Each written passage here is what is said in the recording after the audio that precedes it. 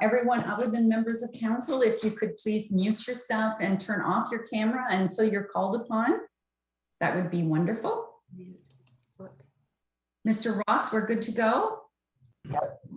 Great. We just need to make sure we have quorum. 1, 2, 3, 4, 5. Yes, we have. So we can get started.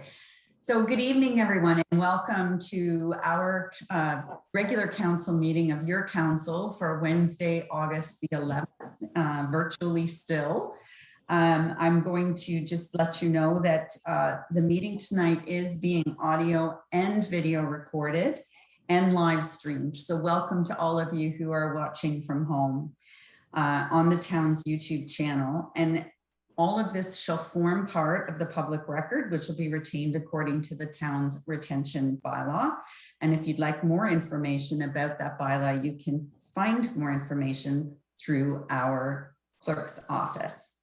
So we will start our meeting as we always do with the open forum. Open forum people are required to, because of the virtual nature, required to sign up ahead of time. And we've had 2 requests for open forum tonight.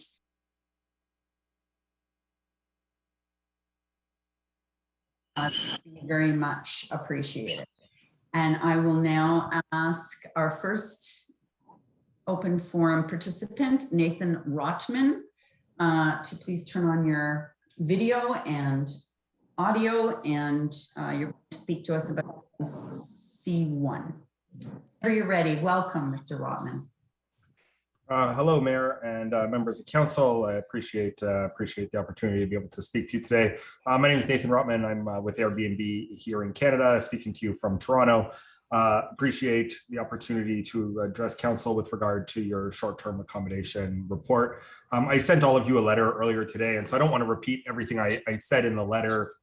You know, and I wasn't sure what the format of the council would be, or if there were opportunities if you had any questions for us. But obviously, you know, we just kind of wanted to reach out on behalf of our community of hosts in your neighborhood or in the town there to, you know, to say that, you know, we are very keen to work with council to address any problems that may arise due to the you know, tourists renting, you know, cottages and properties in the area. You know, we believe that good regulation is important to our host community, and we absolutely support the idea of putting in place systems like registration systems and giving bylaw officers the power when there are enforcement or when there is issues to be able to enforce on properties where they are seeing issues. I put much more detail in the letter that I sent earlier today with regard to some specifics there. But the thing I really wanted to address mostly was 2 items. First, with regard to the Municipal Accommodation Tax, we have been advocating to the province of Ontario that we would actually collect the Municipal Accommodation Tax on a province-wide basis instead of entering into individual agreements with 400 plus individual municipalities in the province, because it's proven to be very difficult for us. And we would encourage the council here to support our efforts to basically make the Municipal Accommodation Tax a mandatory tax on all digital platforms, whether it be for hotels or short-term rentals, that it be collected by those platforms, remitted to the province, and then shared to municipalities in a similar way that the system in British Columbia or the system in Quebec works with their tourism accommodation taxes. And then just because I know I'm probably reaching my time, I just wanted to also draw to your attention in the letter I sent earlier that we have a number of tools to deal with nuisances if they arise in town. Obviously, I am very happy to hear from you at any time. I know the mayor, you've reached out with one property that we've dealt with, but you know, any individual in town can reach out to us anytime. We have a 24/7 phone line where neighbors can reach us, or they can just go to airbnb.ca/neighbors, where they can report a nuisance, a party, garbage problem, whatever it may be, you know, bylaw type infractions. And we obviously want to ensure that we're dealing with those issues anytime that they arise, because our hosts are your neighbors, and they would like to be good neighbors to the individuals who operate, you know, or who live obviously in the same vicinity. The rest is all in the letter, and I'd be happy if you have questions. I don't know if that's allowed, but definitely here if you have any.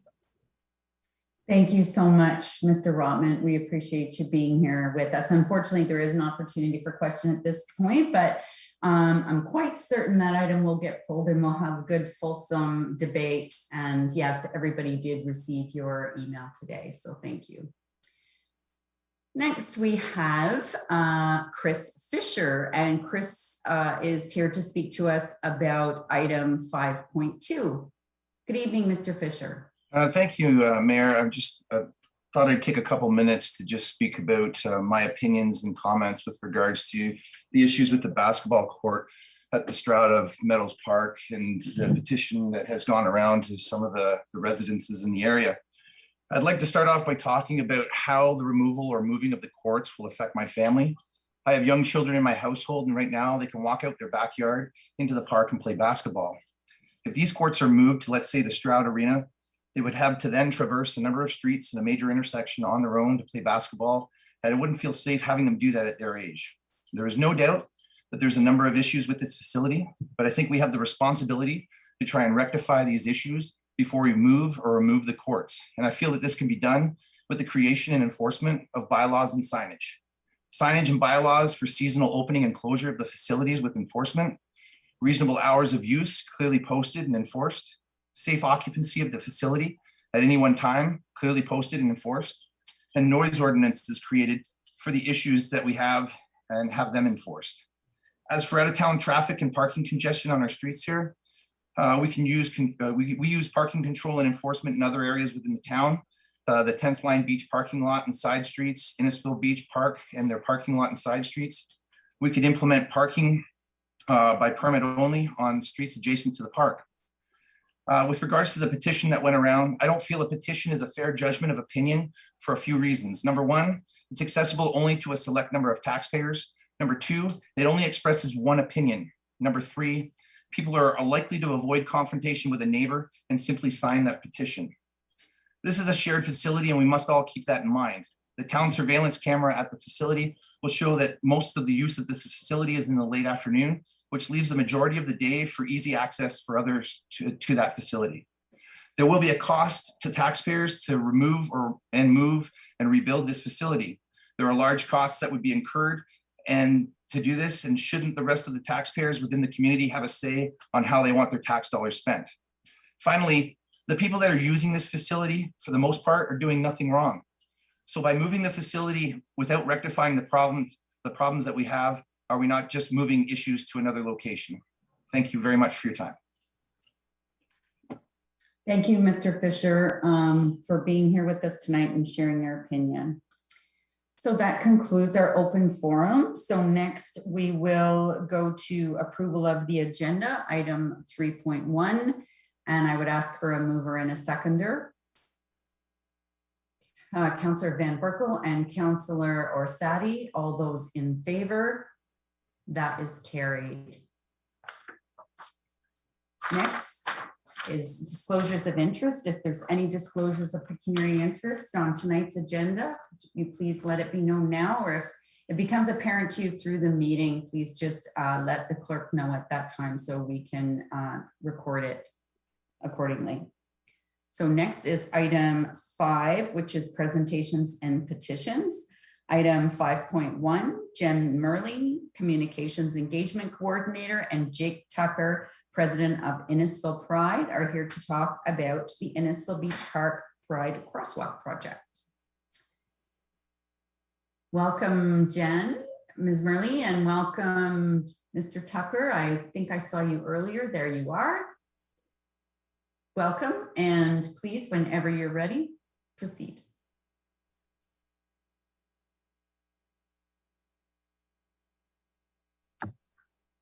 I'm just having an issue trying to share my slides. I could continue without them.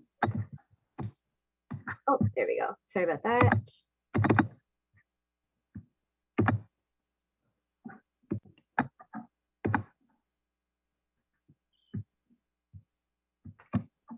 Thank you, Your Worship and members of council.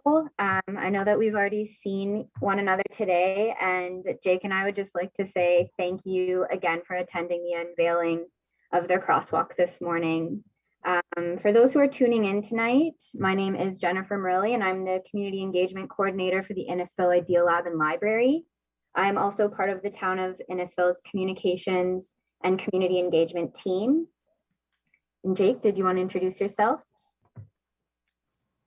Hi, everybody. I'm Jake Tucker, President and co-founder for Innisfil Pride from 2019 till present.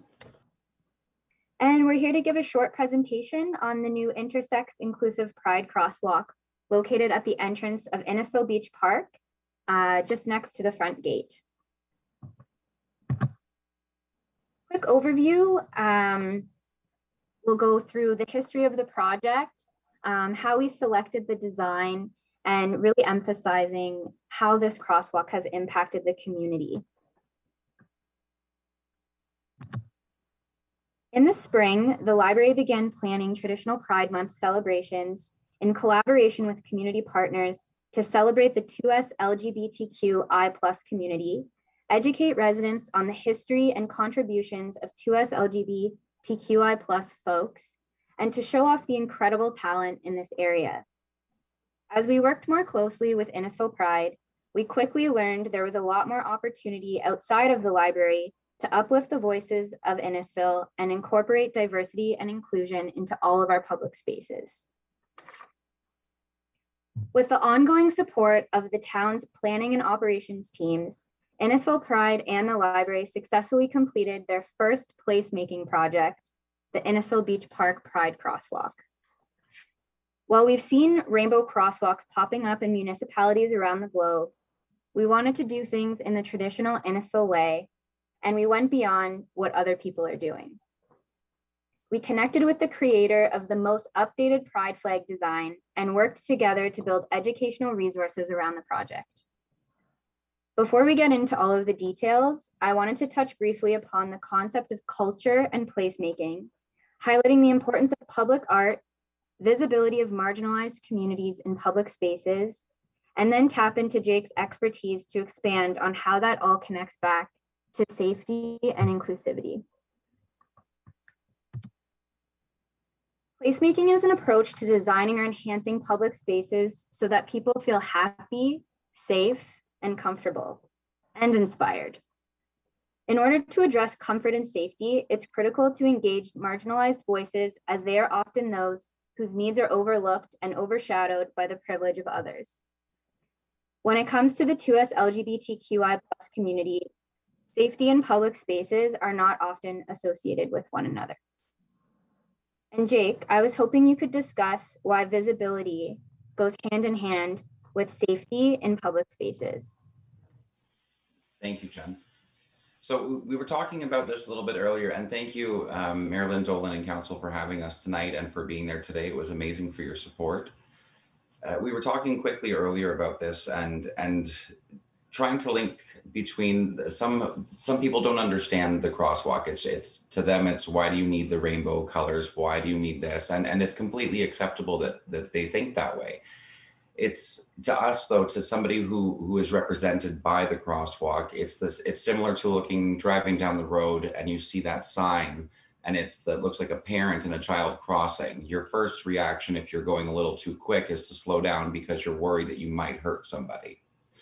So even though it's a little bit different, it's still a crosswalk that's been put in a place that's not had any sort of visual accessibilities or any sort of things that people would be able to identify with in Innisfil to say, hey, you know, this group is represented here. And now we have that. And being able to cross it daily, our residents, our guests that come in to visit, they see that Innisfil is accepting us, which makes us feel a lot safer in the community. It's just that quick, if you see it, you're more likely to care about it type thing. It's visual cues are always the way to go.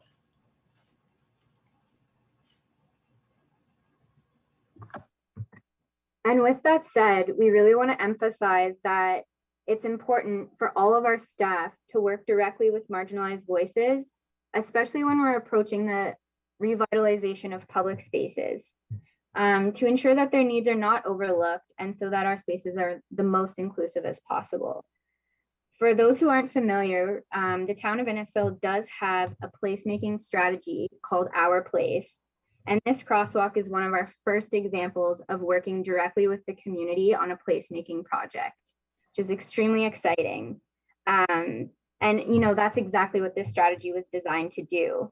Our place guides staff in their pursuit to work directly with the community to strengthen their attachment to the places and people surrounding them.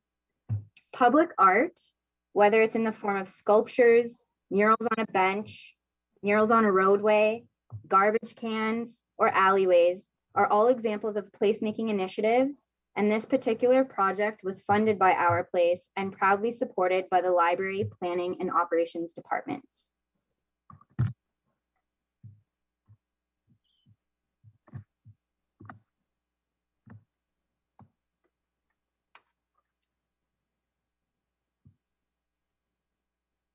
But what would public art mean without context?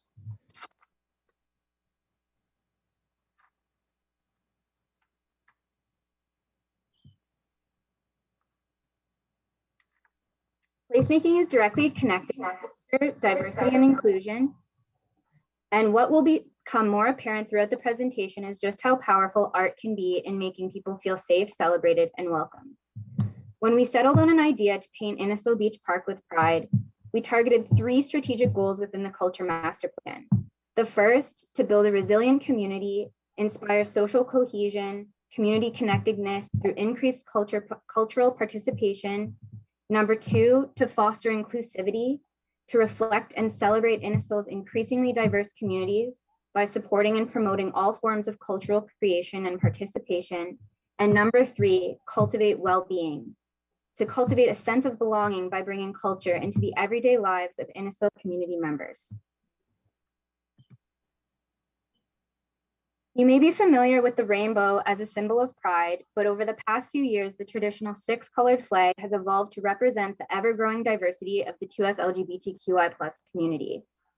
This spring, the flag was updated to include intersex communities, and we had the pleasure of working with the flag's designer, Valentino Vecchietti, on the Crosswalk project and bringing intersex education to Innisfil.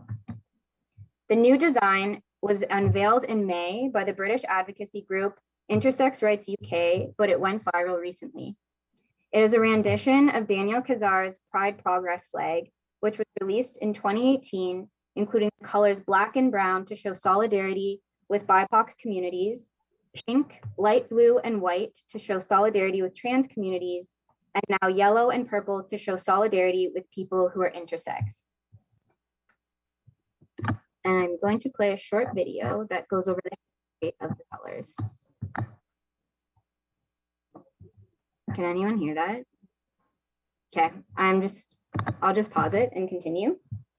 But provided all that information about how the flag has evolved, it just goes to show that there's a long story behind the development of the Pride Rainbow flag, and that there really is an important meaning behind each and every color.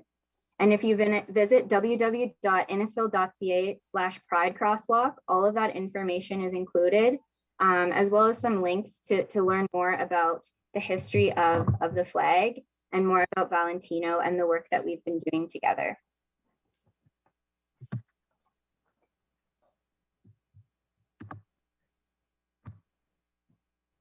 So Jake, can you tap into why the current location of the crosswalk was so important? And maybe again, why is it important to see this in public spaces? So, I mean, some of it will be repetitive, which is fine, because I mean, to hear it more and hear it more, it's going to be there.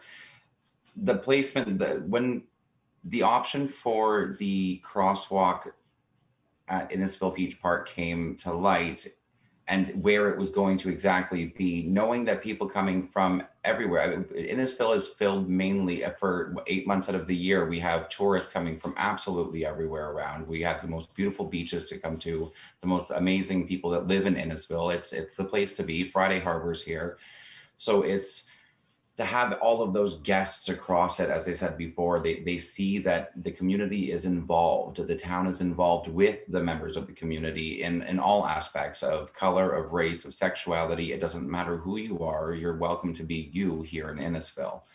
And as you said earlier, and the mayor mentioned earlier today, like in Innisfil, it's a forward thinking, it's innovative. We do things first. And Andrea reiterated that. We took it the step further from Barrie, and we did the most latest flag we could. And Innisfil tried to make sure that everybody felt included any way they could. So those visual signs, the safety with it, I believe that the more the people in the community see it, the more accepting they will be with it. Not that it's not a hard community to be in. And by all means, Innisfil has grown exponentially since I was a kid. I've been here for 23 years. And growing up, I didn't have this. There was no flag. There was no flag on my front lawn. There was no flag on my first boyfriend in Cookstown.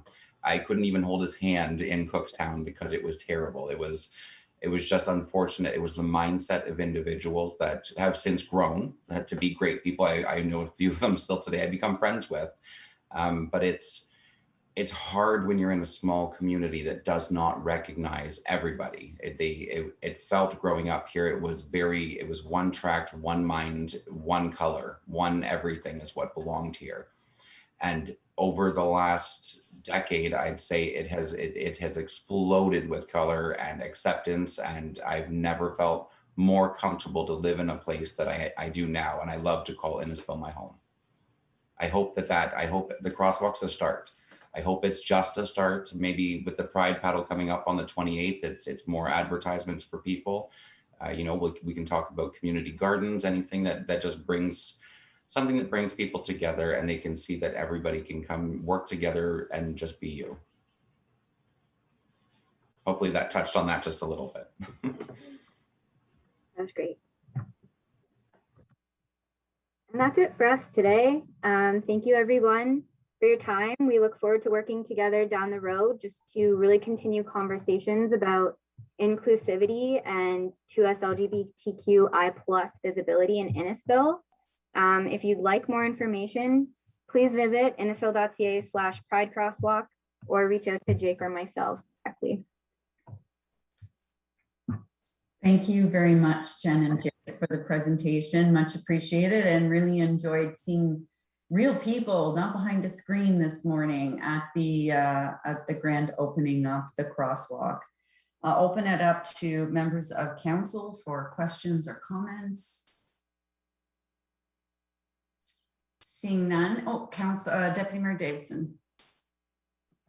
Thank you. I want to thank the Pride Committee for working on this and finally bring it to fruition. I want to thank the staff for your great clarification of the world we're living in now. It's as a member of the Pride community, I thank you very much, and it's always appreciated as we move forward. Thank you.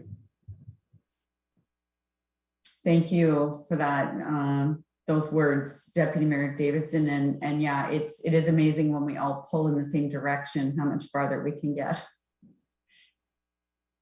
Okay, then I would ask a mover and a seconder, please, to receive the presentation regarding Innisfil Beach Park Pride Crosswalk. Moved by Deputy Mayor Davidson and seconded by Councillor Fowler. All those in favor? That is carried. Thank you so much for being here. Next, item 5.2. 5.2 is a presentation by, a petition actually, sorry, not a presentation, by Linda and Bruce Willis regarding a basketball court at Meadows of Stroud Park. Mr. Willis, welcome to your council. Thank you, Mayor Dolan.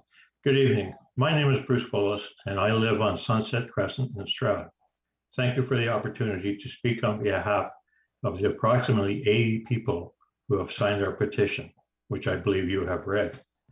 In September of 2019, a person representing the town of Innisfil hand-delivered a brochure showing an artist's drawing of the changes to be made to Stroud Meadows Park.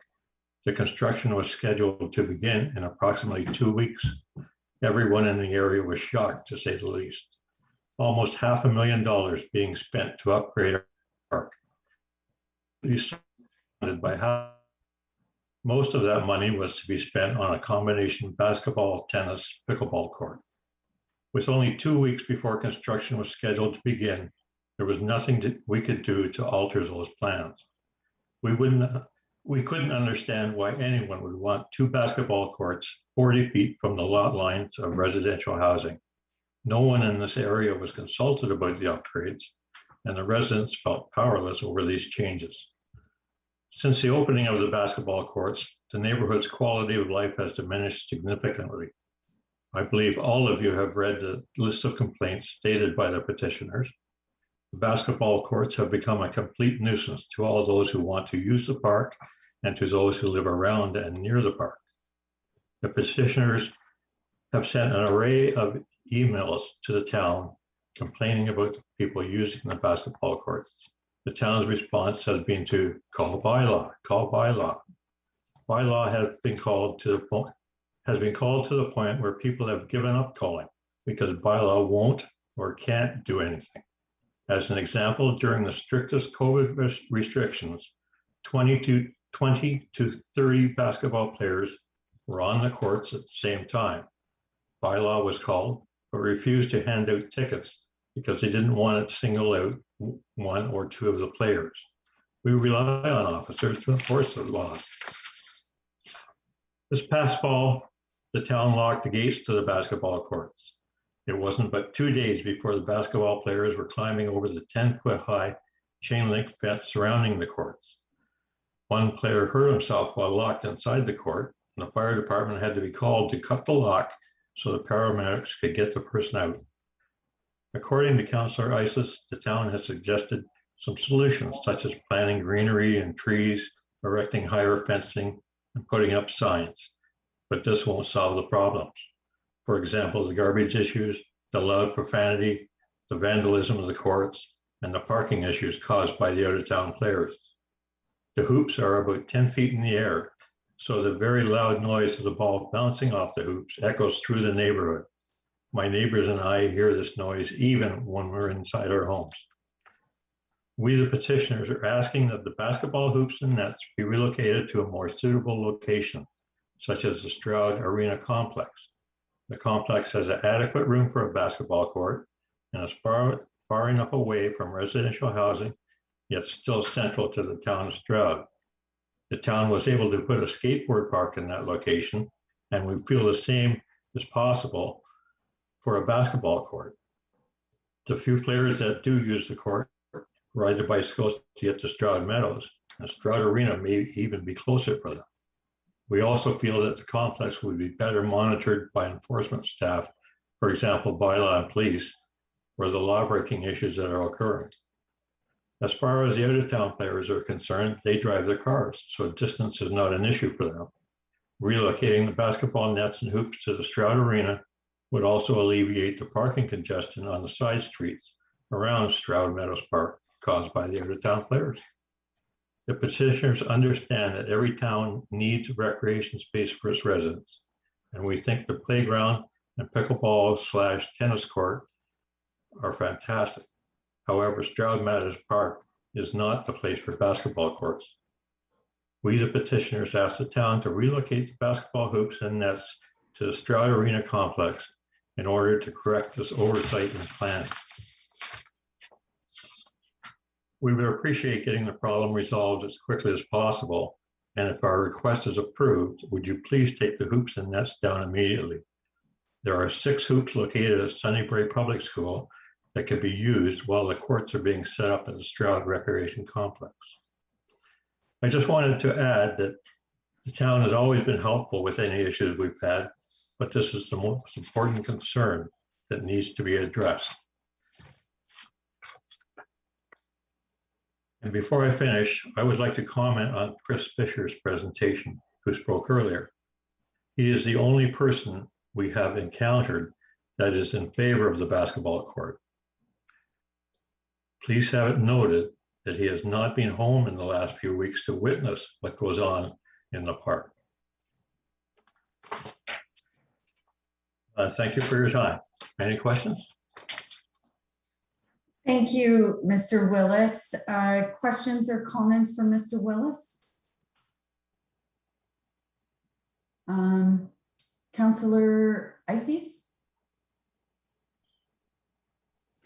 Thank you, Your Worship, and thank you, Bruce, for coming to council with your petition. I think it's important that you have this opportunity to address all of us with your concerns about the park.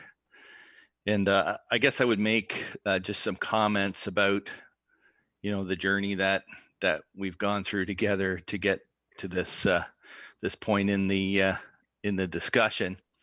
So I did sit on your porch, and that first Thursday night, I did experience the noise from the basketball nets, and at the time I did feel that perhaps there could be maybe different planning on that, but as we got to think, as I got to think about it a little bit more and interact with staff, that is a park for that community, and it's a really unique park in that it has no road frontage. All four sides of that park have the backyards of the residents, but in the past it has been a very passive park. So change is hard, and it is quite a change from what it was.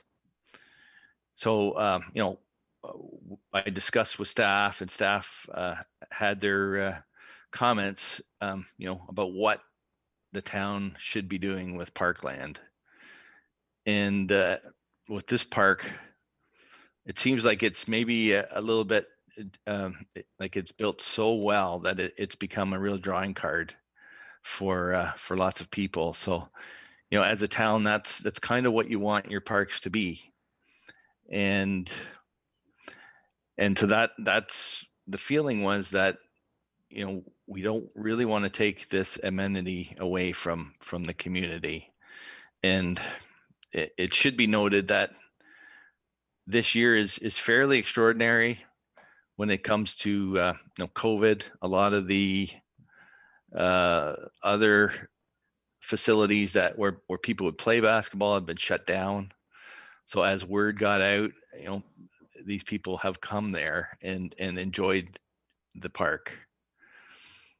I think there was a phone call made to an indoor basketball park in Barrie, LA Fitness, and even now they haven't opened up their courts. So there was a feeling that perhaps we should just acknowledge the concerns and maybe work through it in the future with some greenery, perhaps some fencing. But we want to acknowledge that the feedback that we've gotten from the residents, and the Stroud Arena could be a very good place for a basketball court, and we know in the future that is being thought about. Just at this time, a park should be used by its community, and that's what we're seeing. So those would be my comments on the discussions we've had, and with staff, and with you, Bruce, and your wife, Linda. So I'd love to hear from other councillors as well. Thank you. I'll start because I just had a couple of comments to add. So I've been around long enough that I was on council when that skateboard park was built. And I can tell you that was no cakewalk. There was hundreds and hundreds of people opposed to that skateboard park. But I want to look at it in a little bit different way, just because I want you to see it from our perspective. So we had a few weeks ago some people who lived in a community who had a road end, a public road end that was a beach, and it became very busy, and they wanted it closed to everybody except for the people who are in that community, and no one else. They wanted no one else to use it. We had right now we're dealing with a gentleman in Guildford who has a boat in a marina next to a public boat launch. And he is insisting that the boat launch be closed because it's causing issues for the residents in the marina.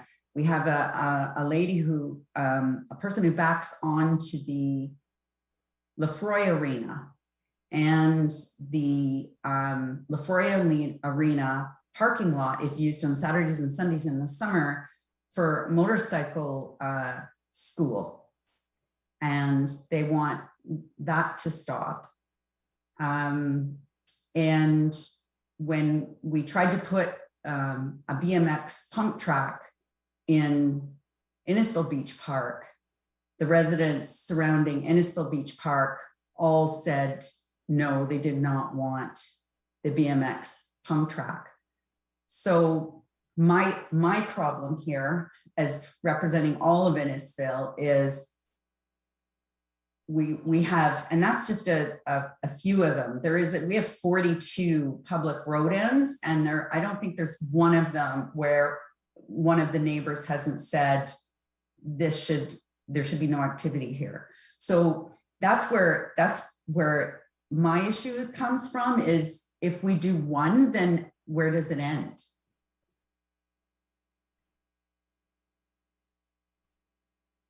Any other comments?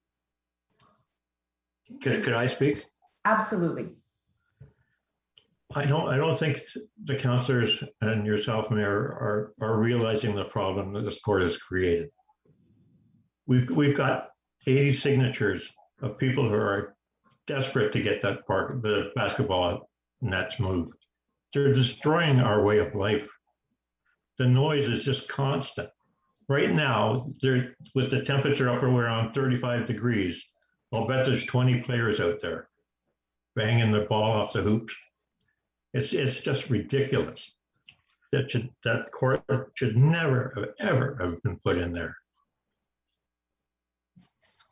Thank you, Mr. Wilson. I'm going to go to Nicole Bowman, Director of Operations, and perhaps Barry Vickers, who is our in charge of our bylaw, to see if there's anything that can be done here to help Mr. Willis with the noise. And the reason that these players are coming from out of town is that this basketball court is fenced. That's the only reason they're coming here. If you go to the basketball courts in Barrie, the outdoor ones, they're not fenced. And that's the whole attraction of this park. And there's, over at Sunnybrae School, there's six basketball hoops not being used. Any of the local kids could go there while there some other places being where the basketball courts can be sent. The noise here is absolutely ridiculous. Thank you, Councillor Fowler, and then I'll go to Ms. Bowman and Mr. Vickers. Thank you, Your Worship. I'm able to shed a little bit of light on why the out-of-towners have come so fervently to that specific spot. Earlier this year, I was reached out to by Shaq from Shaq's World. She runs basketball camps for youth in Barrie, and she asked me about any potential spaces they may have in the north part of Innisfil that would be good for summer camp for the students. It's a means of socializing in a safe environment. That's the way it was explained to me.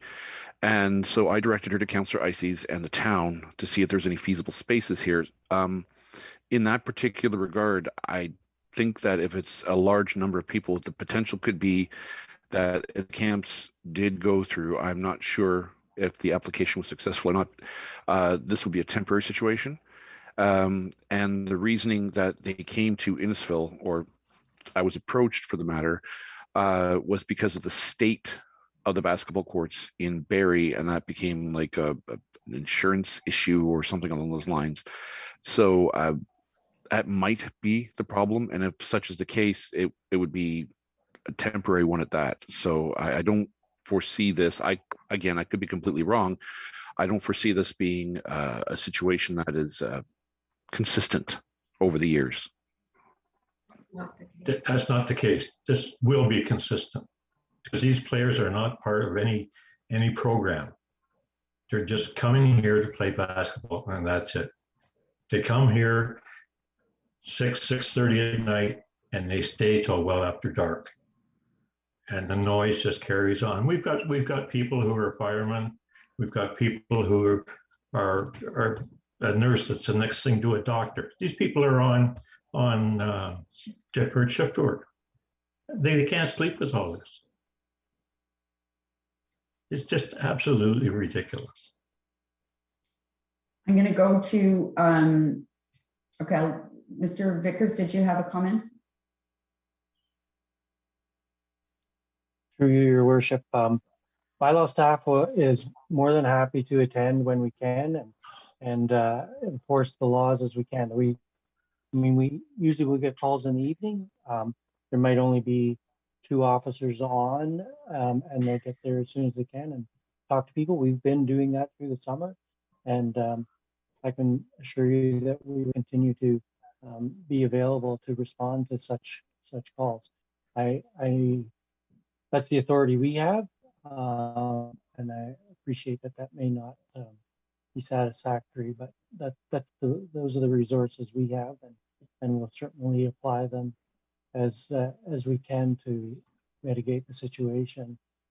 I was there last night. I didn't see anybody. I was there at 8 o'clock, and I have been there earlier in the month, and I don't know whether I'm there on rainy days or what it is, but you're there every day, so you really know the situation like most of us wouldn't, and it certainly will have changed from what you historically would have known as a private park. And as Mr. Ices was saying, as Councillor Ices was saying, it is a very unique space in that it is 20 backyards that border it, as opposed to the more traditional public space, which has street frontage. And therefore, it would be natural that you as residents would have a greater sense of stewardship of that space than might otherwise be the case for a more traditionally located park. So it is a very unique situation, and it's sort of been with the expression about we're down victims of our own success, and the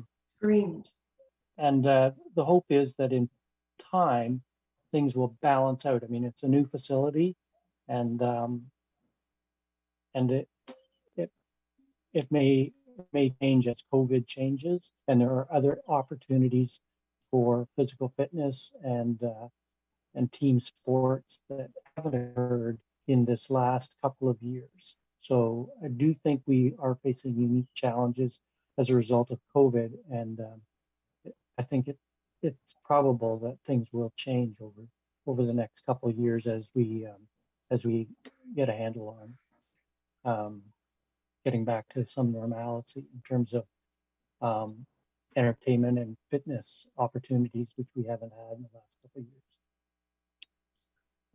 Things will not change. They won't change with COVID regulations changing.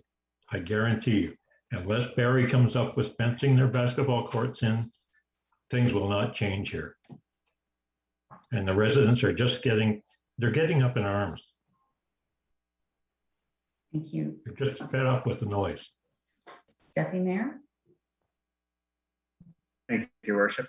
I think I heard something in here, and I think Mr. Vickers can help us out very much with it. The one compliment about parking restrictions in the area, I think if we were to change the parking in the area like we've done at other beach areas, beach fronts, dock accesses, that's residents only or no parking at area this time of day, I think that's a solution we could come up with almost instantly to eliminate outsiders from coming to this particular park.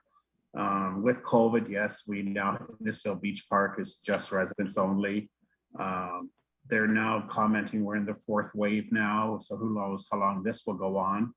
But I think a solution, maybe if we look at our town and say, hey, let's do some parking restrictions for now, that would be a quick solve solution at the moment.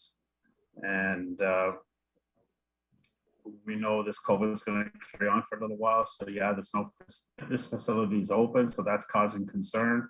I'd just like to find a solution for residents' peace of mind instead of dragging it out till this winter season when the snow is out there. There was a survey presented. I know the town has used surveys for many beach ends. A particular one on Big Bay Point, a survey was put out, and that was the rule of law from that survey. So I think it's time we listen to the residents that are impacted, because this park is a particular unique situation, again, like a few others. Thank you. Thank you. Other questions or comments?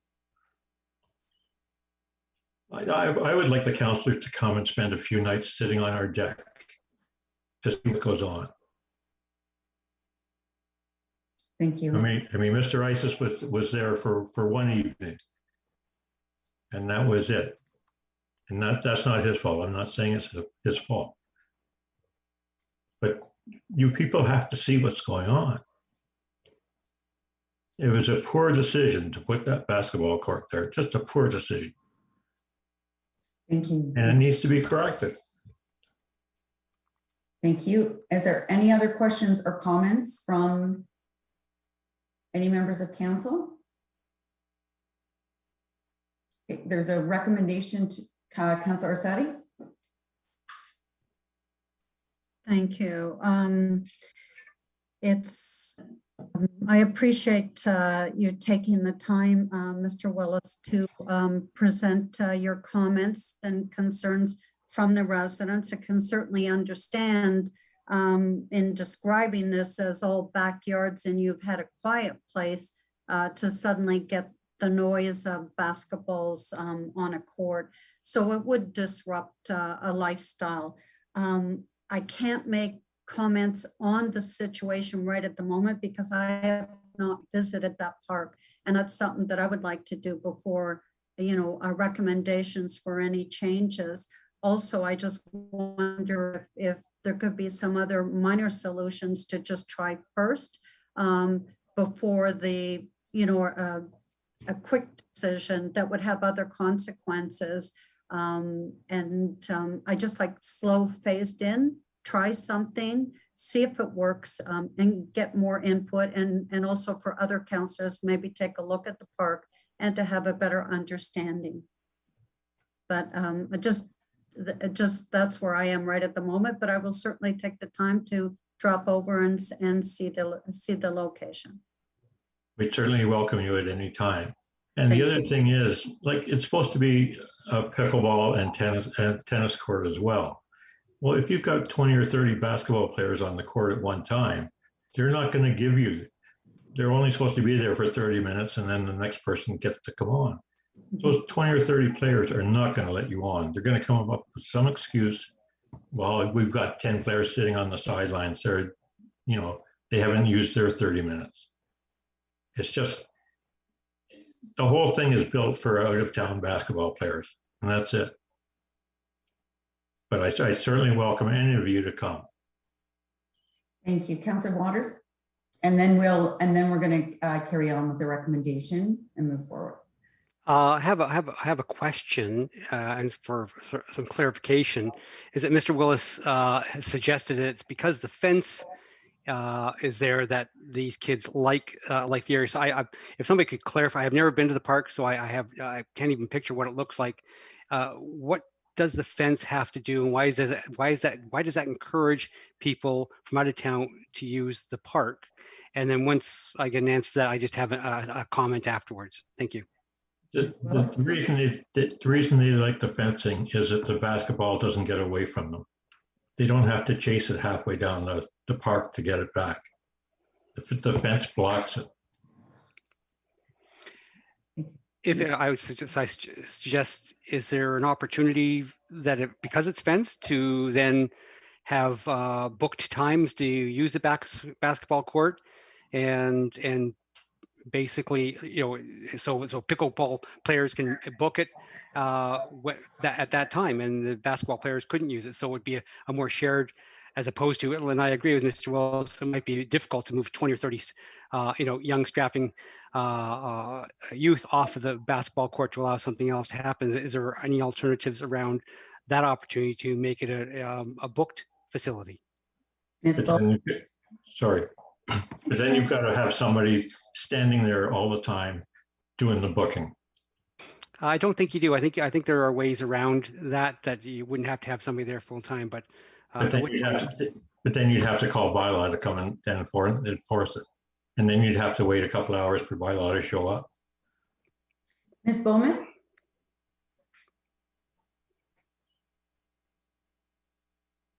Thank you, Your Worship, members of council, and Mr. Willis. So just a few thoughts to add. I hear Councillor Waters, your comment about booking facilities. So staff had taken this back and we're looking at all the various options. Also looking at other cities such as the city of Toronto that have been faced with very similar, or if not the same problem. There is not a clear solution such as booking courts. It's unfortunately quite a difficult thing to put in place and to have a community self-regulate. So we don't have a clear model to follow or a best plan to do a booking system. We're of course always looking for potential solutions. In this case, I really would underscore the COVID impacts of this situation. I had the pleasure of dropping into the space myself and was able to engage with one of the groups playing on the courts. And some of their feedback, they were delighted by the surface. The sticky surface, we built a great court. But I asked them where they usually play because they said, they were residents of the community, by the way. They did have a couple of guests and they usually play together at LA Fitness. So that's one of the facilities we know that this group is usually at. And we also know that LA Fitness is still closed. And so we know youth and all ages, frankly, are coming to the park as a place to connect, to play, to socialize, and generally be healthy. All the great things we want to see during COVID. It's having its tensions with the community, and I can respect and appreciate that. But I think it is something that we might see lessen in terms of the volume, the numbers that we're seeing over time. The other piece is also the daylight factor. So of course, early in the summer, the days are long and the games can run late. But as we draw towards the end of the summer, the days will get shorter. And I expect that those evenings would be earlier. Those are just a couple of additional thoughts. Thank you. Thank you, Ms. Bowman. I'll give Mr. Willis final comments and then we're going to vote on a recommendation. Oh, sorry, my final comments. Well, there's not much that I can add except that we need those courts gone, period. No question. And this COVID thing, I don't believe it's going to change. They're going to keep coming. Thank you, Mr. Willis. All right. And somehow or other, I have to explain to 80 people, that you're not willing to move the court. Councillor Nicol. Sorry, Worship, not to belabor the presentation here. I anticipate this is going to be pulled, and I do have some comments I'd like to make at that time. But just for clarification, I did look at the petition, and the 80 people on that petition, over 20% of them were not from the area or from Innisfil for that matter. So I don't know the relevance of 80 people on that list when not even less than 60% of those, or sorry, 80% of those are actually in that area. So I do have some other items that I'm positive this will be pulled, so I'd like to speak to them then. But just on the point that 80 residents, it wasn't 80 residents, at least 20% were not from the area or even the town of Innisfil. But those people that signed were at the park. It doesn't matter. I've been told by the town that it's freedom. Anybody can come and use that park. And these people that signed that petition were at that park. In the neighborhood. And in the neighborhood. I mean, these people, we've got people that don't want to even take their kids there because of the basketball players. And like I say, if people from Barrie can come down to this court and play basketball, then anybody can come and play, use the park. Thank you. And we got them to sign the petition because they saw what was going on. Thank you. So if there's any other comments, they should be made now because this item won't be pulled because it's a petition, presentation and petition. So, but let's get a motion on the floor before we have further comments. So I'm going to ask, there's a recommendation on the floor. Is there any amendments to the recommendation, or is the remover a seconder?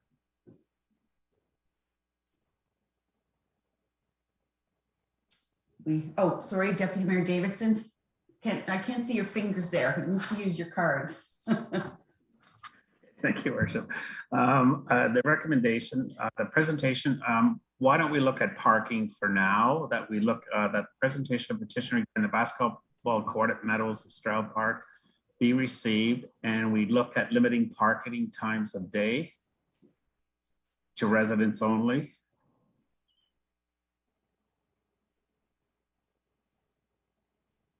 Day and evening, sorry, the residents only. That would limit outside people using it. So instead of being that specific, why not just say staff look at parking for residents only, and then Sure. they come back with. Do you have a seconder for your amended motion, Deputy Mayor? Councillor Fowler. Councillor Fowler's the seconder. Okay, questions or comments on the amended motion from members of council? Councillor Waters. Could we not just make it more general in terms of have staff look at alternatives and report back to us? Just one solution may not be what's required here. So would we not just suggest that we have staff look at alternative solutions that have been brought up tonight and report back to council? So perhaps maybe just say that look at parking and or other solutions. Yes, yes. Okay, and is the mover and the seconder agreeable to that friendly amendment? Okay, any other questions or comments on the motion that's on the floor? Councillor Ices. Thank you, Worship. I wonder if we give staff enough time to assess some of the comments that were made about the seasonality of the situation. I think it's pretty obvious from staff's comments that this park, there are residents in that community that are enjoying it, as Mr. Fisher has alluded to. So I have no problem looking at alternatives to lessen the impact, but I want the data that's used to be representative of enough time. Okay, thank you for that. Any other questions or comments before I call the vote? All those in favor of the recommendation? 1, 2, 3, 4, 5, 6, 7. That is carried. Thank you, Mr. Willis. I know it's not the outcome you were looking for, but it's some, I hope gives you some comfort that at least look into that. If it is indeed all out of towners, then perhaps the parking will identify that. Okay, thank you for your time. Thank you. So we'll move on now to item number 6, which is delegations. And we have one delegation this evening, and it's from our Director of Growth, Mr. Deloitte. Welcome, Mr. Deloitte. Good evening, Mayor, members of council, senior staff, and the community. I'm here this evening to speak about growth management. And I just want to make a few introductory remarks. We seem to be approaching a tipping point, a lot of things happening in terms of growth. We're feeling growth pressures coming from the south. We're feeling internal growth pressures, and we're also seeing some employment migration north as well, which is good. And we're starting to deal with it. We've been asked Simcoe County's been asked to take on additional growth. So there's a number of things that are happening right now. And so we need to think long and hard about, growth and how we manage it. And if you don't manage it, there are some difficulties that can arise. So we just want to have a timely conversation before our growth numbers arrive from the county about what growth is and how council can control and shape growth to meet community needs. So imagine standing in Innisfil in 2060 and looking around and how did we do? And so this is the time to think about that. And how do we manage the growth? And we end up with a community that still resembles the character and feel of Innisfil that many years out. And so there are ways and means of doing that. And that's what I'm here to talk about tonight. Another question came up recently about how does council ensure that its will and its vision manifests? And so I'm here to talk about that as well. So I think those are kind of two questions. So if we go to the next slide. So the challenges of growth compared to historical patterns, Innisfil and its neighbors for that matter are facing really significant growth pressures. And how do you avoid urban sprawl? How do you avoid gridlock? Environmental degradation is a very key set of questions. How do you protect the community character, the natural heritage, the forests, Lake Simcoe, environmental lands? What are the essential infrastructure, facilities, financial, policy, and servicing elements that need to be in place to support growth? And I think another challenge in most growth municipalities is balancing residential and employment growth. You don't want to become a bedroom community. You want to be a complete community with jobs. So going to the next point, next slide. So how do you know you got it right? So I think council is very well positioned to consider establishing a pace of growth consistent with community capacity and expectations. There is nothing in any legislation that says Innisfil has to grow at the rate the development industry would, if they were kind of all had their wishes, would grow. So I think there's some sense that you should have the facilities and services in place to meet the growth, and so that growth can become a positive experience for a community. I think one of the key success factors is all service areas in the town, and that's in power, in services, our town service areas have to be on the exact same page about the year we're growing to and where growth is going to go. And council gets to decide that, and that will be happening next year. And we've got to work with our neighbors and closely in as you get into more of a metropolitan area, you got to really work with your neighbors. And certainly Ministry of Transportation has some long-term plans for widening the 400. And there's a lot of other external agencies and the Conservation Authority. One of the key things most successful growth municipalities do is ensure growth pays for growth. There's a heavy, heavy financial piece to this growth management system. And certainly sustainability will be a key part of it. And we're doing some considerable work on that for Innisfil in general and Orbit in particular. And we look forward to ensuring we have a sustainable community. And then I think council can leverage all of its financial and policy tools to ensure that growth takes shape in the manner that council expects. And we have right now a series of master plans that are going on and being updated. And we need to make sure the schools are in place, the roads are in place, all of the water and sewer are in place, and power and utilities.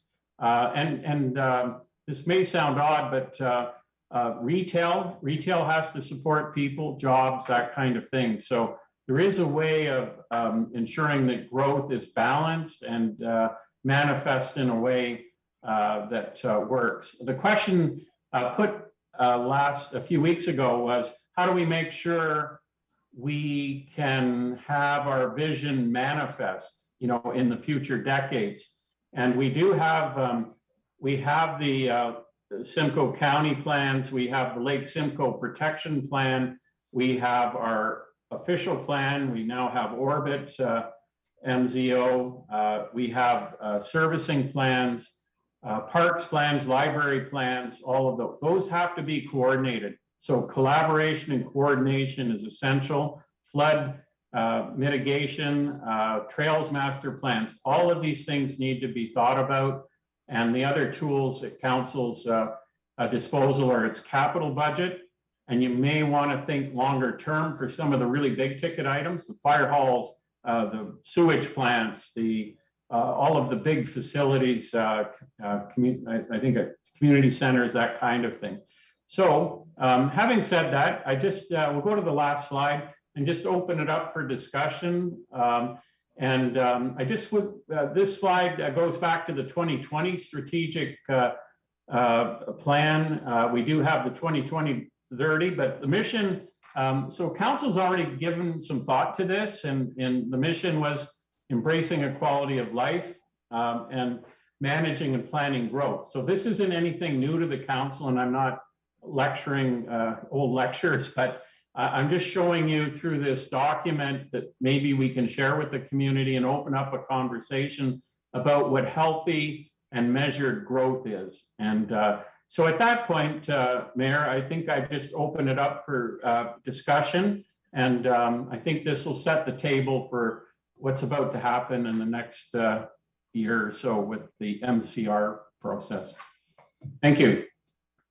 Thank you, Mr. Deloitte, for that. Much appreciated and very timely. Yesterday at County Council, we received a report from the planners there and an update on the MCR process, the Municipal Comprehensive Review process. And what became abundantly clear is the growth pressures, particularly for South Simcoe. 83% of the applicants for expanded boundary areas came from New Tecumseh, Bradford, West Gwillimbury, and Innisfil. And that there were far more applications than are required or that there's a need for. So there's going to be a lot of disappointed speculators, when these numbers come out. But it's pressure and growth management is definitely going to be a job that is going to land on our shoulders over the next few years, and we're going to have to get used to saying no a lot more often. Questions or comments from other members of council? Councillor Van Berkel. Thank you, Your Worship. And I agree with what you just said there. I think it's very important because of all the pressures for growth that we control that growth as it goes along. And then we look at all aspects of it, in the planning part of it. We're in a bit of a snow belt here, so, that we plan in such a way that we can get rid of snow and clean. Our streets are wide enough for fire trucks and whatever. So, we want to do the orbit, which is really, if you look at the conception of it, is a wonderful vision. But I think the thing is to make this vision become a reality, because what I've said once before, sometimes a vision, if it isn't done properly, can become a nightmare. And I agree totally with Mr. Deloitte there that when you stand back 40 years from now and look at it and say, well, the previous council did a pretty good job, from here on in, because from today on, really, since the MZO was approved, the pressure for growth is going to be on. And from here on in, I think all the councils coming are going to have to be very careful, and our planners are going to have to be very particular when they talk to councils of what's going to happen and how we're going to do the building. And I mean, I'm sorry that I won't be here 40 years from now, you know, to look back, but I may be, you never know. So I agree totally with what you were just saying. Thank you. Thank you. And that does ask, just beg a question though, if I could, Mr. Deloy, how does the orbit and the MCR process work? Is the orbit part of the MCR process, or is it separate? Yes, the growth will be assigned to Innisfil, and that includes everything. So I call it the orbit and the ROI, the rest of Innisfil. So it's both. Thank you. Councillor Waters. Thanks for the presentation, and I understand all the pressure that we're seeing, and then that's the purpose of a more sustainable growth pattern around higher densities and the orbit and that kind of stuff.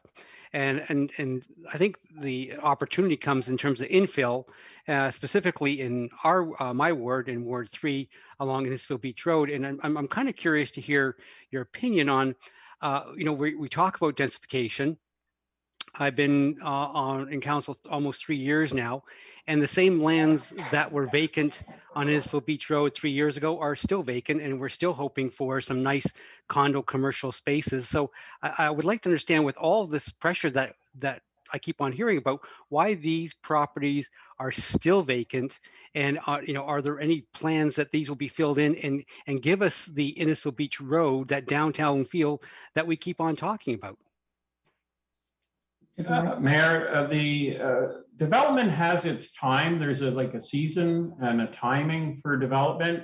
So the easiest development is the green fields and the farm fields, and then it gets harder from there. So when you're starting to work in established areas, you got multiple ownerships, and assembling land becomes more problematic. But at a certain point, that land then comes up for redevelopment. And I've seen many cases in urban areas where you had lots that were 100 meters deep or more, and they come together, and you can do development in behind and get and start intensifying. But that involves secondary planning and advanced planning on the part of staff and this council to facilitate that. And then there will be a time for it once growth hits a certain point and the land values hit a certain point. But I guess I've seen the plans for the area across from Sobeys, and that sign has been sitting there for years saying this was going to be developed, and also other commercial residential properties along there where it says coming soon, and it's just not happening. So my question is, what is the reason for that development not happening? Because if I go down to Bradford, I can see all that development strip happening. Now, we don't want that type of development, but we want something a little more, that has a more community feel to it. But I just don't see it happening. Is there a reason why these developments just aren't happening? It looks like it was there when the development was sold. So I guess I'm looking for reasons why properties which, are in the planning process in terms of buildings just don't seem to be happening. In the past, Innisfil had a certain pace and rate of growth, and that's about to change. So some of those land economics and dynamics are in fact changing. So typically those slower to market properties do come on. Usually they get sold to other more energetic developers. And so it's just a matter of time till they come. Sometimes when you see land that's not developed, there's some kind of transportation or drainage or some other issue that can be quite expensive, and that ties in with the land economics and the timing. So I'll just make that comment, but you'll see the land come on at some point. Mr. Kane, did you have something to add? Yes, Your Worship, and only because Mr. Deloy hasn't been here as long as I have. So, some of those sites along Innisfil Beach Road, to Mr. Deloy's point, are more complex, and obviously they take some time, and depending on the developers that play too, some of them are used to those constraints and have the resources to deal with them, and some take longer. So case in point is the one across from Shoppers Drug Mart. You know, as the expression goes, you can take a horse to water, but you can't force them to drink. So, you know, we've certainly been accelerating and pushing that developer to do something on that site for many, many years now. And in fact, you know, not that site, but, you know, another site, I'm not sure if it's that site tonight, there is an allocation request to council tonight for one of those key sites along Innisfil Beach Road. So these things are taking place, and they just take time, and it's, you know, within the realm of the resources of that particular developer. Also, too, I just want to take the opportunity to clarify just one point regarding the MCR and the role of Orbit with that process. Changes to the growth plan last year basically allowed exceedances to those numbers that the province was issuing to Simcoe. So on that basis, and coincidentally with the time of the Orbit, you know, what that allows us to do is to have the county look at Innisfil almost in two pieces. There is the, you know, traditional growth that we have, you know, that council has certainly talked about for many years now, where, you know, traditional MCR numbers will be allocated to the town. And then there's also the opportunity now to recognize the Orbit as a major transit station area that does have a different form of growth and does have a different role in that growth hierarchy. So, you know, based on discussions with county staff, we see, you know, when the MCR looks at Innisfil, it's going to look at Innisfil through a more traditional lens with respect to our South Simcoe neighbors, but also recognize the fact that we do have an MZO now and a major transit station area that will go along with that, and afford that population to that new area so that it can grow in a more sustainable manner. Thank you. Thank you, Mr. King. Other questions and comments of members of council? Deputy Mayor Davidson. Thank you. I appreciate the presentation. It's actually nice to sit and think about what we have to do in the future. So, Leo, I really appreciate it very much. I did have my camera off while I just had to do something, but I can hear everything. This is an open concept house. So I appreciate this wake-up call to all of us as we move forward, our past and our present councillors, that we move in a direction that is different from our neighbors. We don't have the urban sprawl. And it was interesting today, this afternoon, I was at a particular new development in Barrie where there was 2 establishments, and it was before opening time for these establishments. And I took a look around. I would say 80% of the parking was already taken up by employees. The employee park, because they both employ quite a few people. Okay, this is going to be this, and I've been in that plaza area before. When it opens at 2, 3 o'clock in the afternoon, it's insane getting in and out. And I thought, I hope we don't do that, where when we're doing our parking spacing allocation, I think I read it in a report here that's before us tonight. We say, okay, you can have this many stores, this many parking spots. They always try to get less parking spots so they can have more stores. But I really wonder, because there's no transit really as a bus system in Innisfil yet, are we allowing enough parking? Because I know there's also a plaza on Innisfil Beach Road that by the time the employees show up for work, there's very little parking for guests. And that's made me wake up, and seeing what you're saying tonight is something that we really have to look at carefully. The Orbit hopefully won't have as many cars, but I appreciate this education. Thank you. Thank you, Deputy Mayor. Any other questions or comments? Councillor Fowler. Thank you, Your Worship. One thing since I've taken council seat, I've learned is that geographically we have the same area as Mississauga within range. And because of that, we have seen how they've developed over the past number of years, and we are seeking to avoid it. We're learning from their experiences. When we had our planning sessions, and recall, we're looking at intensification. The one question I do have, though, is I noticed that there are a lot of companies that own farmland. They land bank, for lack of a better term. So how do we address that particular issue if someone wishes to build on and build that sprawl when we have a desire to intensify along certain aspects to maintain the green spaces we have? What tools do we have to guide them in that right direction? Mr. Deloy? Mayor, to Councillor Fowler, the simple answer is having very clear and precise planning policies. You have a couple tools. The main tools are your official plan. So if you say the hamlet over here is to stay the same and you want to, in 60 years, that hamlet should look a lot like and feel a lot like it looks now, you would say that in your official plan. Agricultural land, same thing. Just because developers are buying the agricultural land, it does not follow that that becomes development land. And council has to be very clear about its priorities for protection of agricultural land and concentration in orbit and other in the main growth areas. The second tool that you have, and I just don't want to underplay it, is you have the keys to the car with servicing. And I think the town and in the services have to work very closely, and that servicing capacity, servicing assignments go to development this council wants to see, and does not go to agricultural lands and foster sprawl, because you need the services for urban development. Thank you, sir. Thank you. And that was a good question, Councillor, because, you know, back in the day, that's kind of, it was more like that, right? It was, you grew where the developer bought the land. You didn't grow based on what your community wanted and what your, and what your strategic plan was going forward.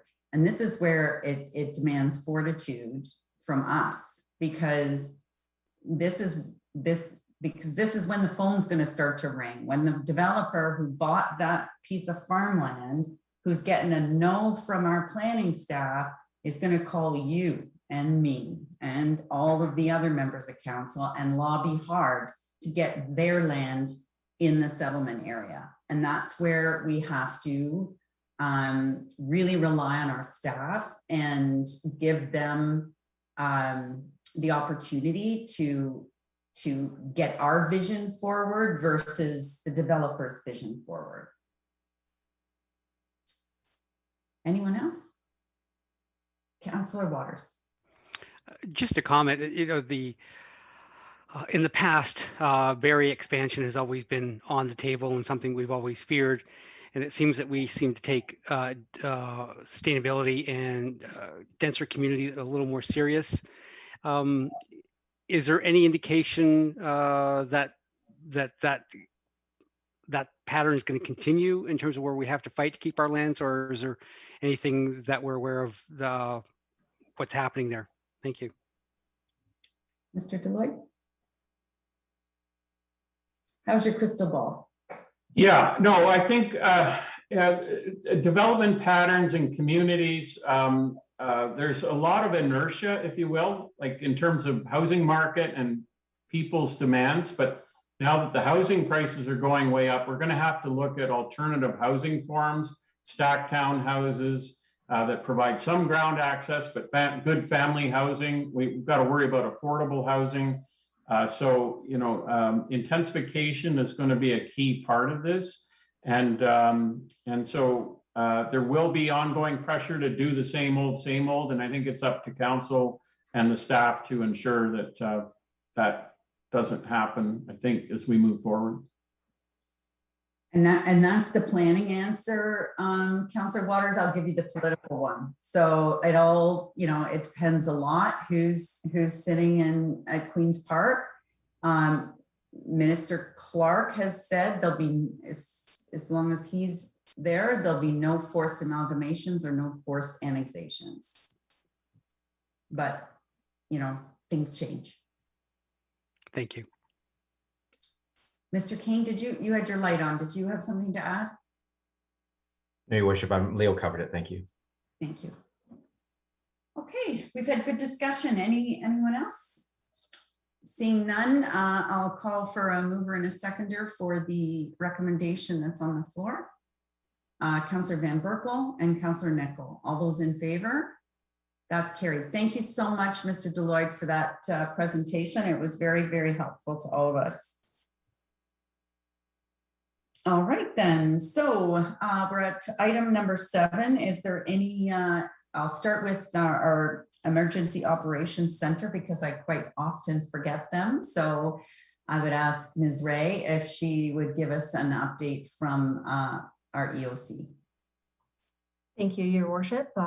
Through you to Council, EOC meetings have been moved to once a month unless major announcements require urgent discussions. There have been no updates from Simcoe Muskoka District Health Unit as they're working with limited staff over the summer. But according to their website, there have been 20 new cases reported to the health unit during the first week of August. There were 28 new cases reported to the health unit during the week of July 25th, which was 22% higher than the 23 cases reported for the week of July 18th. Provincially, overall cases are low, but we are starting to see that daily case count increasing. Regarding vaccines, currently 69.5% of the total population in our Simcoe Muskoka region has 1 dose, and 59.3% of the population is fully vaccinated. The latest data provincially is that 81.94% have had 1 dose and 73.02% have been fully vaccinated. SMDHU has been hosting a series of pop-up clinics for the first and second doses. One took place today at Nantyre Shores, and tomorrow you can get your vaccine while visiting the Innisfil Farmers Market from 1 to 6 p.m. Next Tuesday, August 17th, there will be a pop-up clinic at Innisfil Beach Park from 10 a.m. to 4 p.m. For anyone who has questions about how vaccines work, combining vaccines, or how to book an appointment, please visit simcoemuskokahealth.org for more details. And regarding the reopening and stay-at-home order, so as you know, the province moved into step 3 of the reopening in July, which means that expanded activities, both indoor and outdoor, are permitted. The health unit continues to recommend continued practice of public health measures to stop the spread, especially with the new concern of variants. We're unsure at this time of when the province will exit the roadmap, but we expect that public health measures will continue when that happens. Thank you. Any questions for Ms. Ray? Any updates from conservation authorities or county council? Did you have an update from county council, Deputy Mayor? Oh, just the fact that we actually discussed a new possibility for a suicide prevention hotline. And we're going to take a look at that because suicides, as we know, are in the increase among certain populations today. I think the discussion was good, and we just don't want to burden people with too many 3-number digits to call in the state of when they're in that state of suicide. So I think it's good that the county is looking at its social responsibility in that direction. Thank you. Thank you. And I will add that the new rolling carts will be starting to be delivered if they haven't already started to be delivered this week. But please, they can't be used until November the 1st. If you're getting calls, they are big, they look big. They were sized based on the average family in Innisfil. But there are some residents who are concerned about how large they are. But at this point, we have no option to change sizes for our residents. I will share there's lots of information on carts at simco.ca. Tons of wonderful, I forget what you call them, testimonials from people who have used them for years and love them. And one really cute one that I can send all of council from the Deputy Mayor of Tiny Township's 5-year-old reeling one out to the road with 60 pounds of recycling in it. So to prove how easy they are to move. So all that information is available, and just ask residents to just keep an open mind, give it a try, because what we're hearing from municipalities who've gone ahead of us is that once people have them and use them, they love them. And we have residents here in Innisfil that have come from areas that have had them, Peel region, and said, you know, it's about time. you got with the program. So, and we spoke to operators in Sault Ste. Marie and very rural and northern areas that have worse temperatures than us, and they're happy with them there as well. The only other county council update I have is just to very quickly, because of the time, this month, county lost two former county council members, very long time serving members. One was former councillor Tom Walsh from Adula Toserantio, the mayor there. He was the mayor since 1991 and served his community for a long time. A dairy farmer from Loretto, and very passionate about his community, and he's surely missed. He was always that voice of reason on county council. The other member, one of my mentors, former Mayor Cal Patterson from Wasaga Beach. He served as warden of Simcoe County, and also truly missed by both his local community and by everybody at the county. And my final comment would be from the Association of Municipalities of Ontario. The conference starts this week. Unfortunately virtual again. So the board members, we start on Saturday. So we've got full meetings Saturday and Sunday, and we go through till Wednesday. So it's going to be a busy week. And we have staff who are going to delegate to some of our local municipalities or some of our local ministers, and looking forward to attending that. Anyone else? Seeing none, we'll move on to our consent agenda then. So we'll get started with item A1, council meeting minutes from June 23rd. A2, minutes from June 23rd. A3, special council meeting minutes from July 29. And then there's no reports of various committees. So C1, short-term accommodation updates. Nobody wants to pull that one? Deputy Mayor Dickinson. C2, in services new sanitary sewer use bylaw. Councillor Sadi, you want to pull that one? You want to speak? Go ahead. Yes, sorry, I don't need to pull it. I did not, because of internet difficulties, just to ask a question, if I may, rather than pulling it. Absolutely.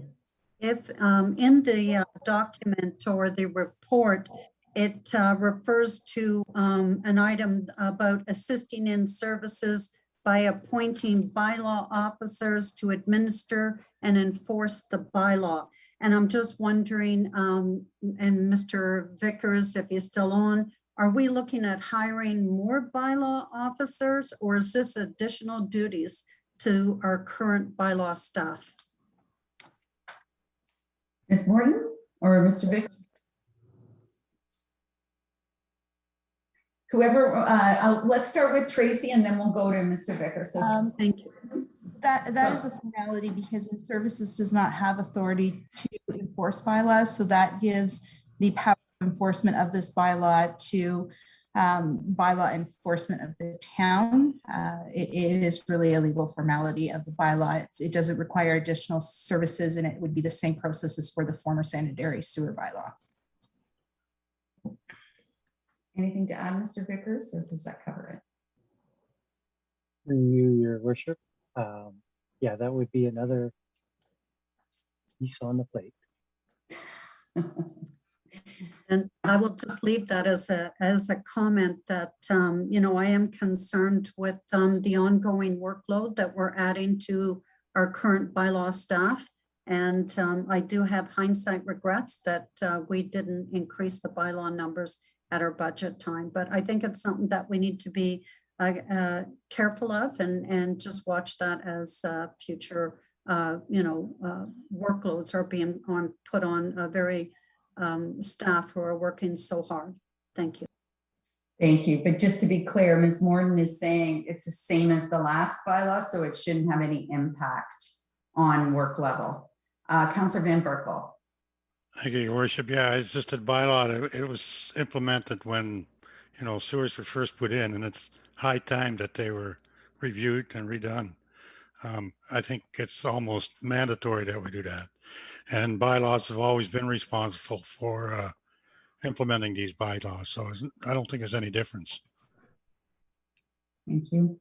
Any other questions or comments on this file?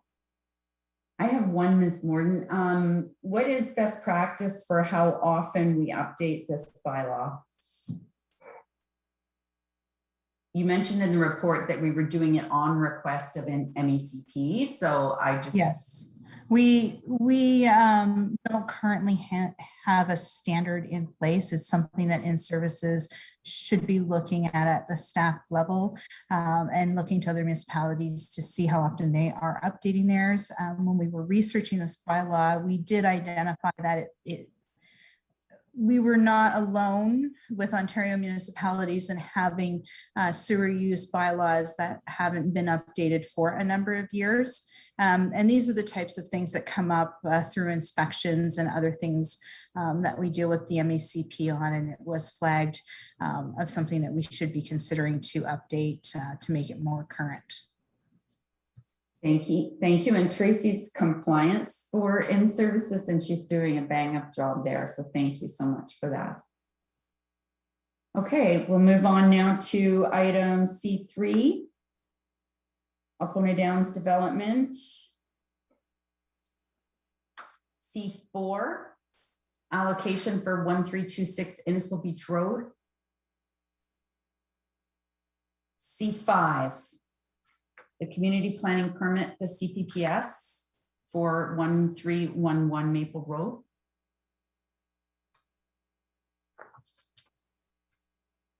C6, the CPPS for 3407 Crescent Harbor. C7, the CPPS for 424 Big Bay Point. C8, the 2021 Q2 update. Councillor Sadi. Just to make a comment, I really appreciate the work that the finance department is doing on these reports, and especially with the project initiatives. I think it's very helpful for the community to see how we're progressing and the budgets on those. Thank you.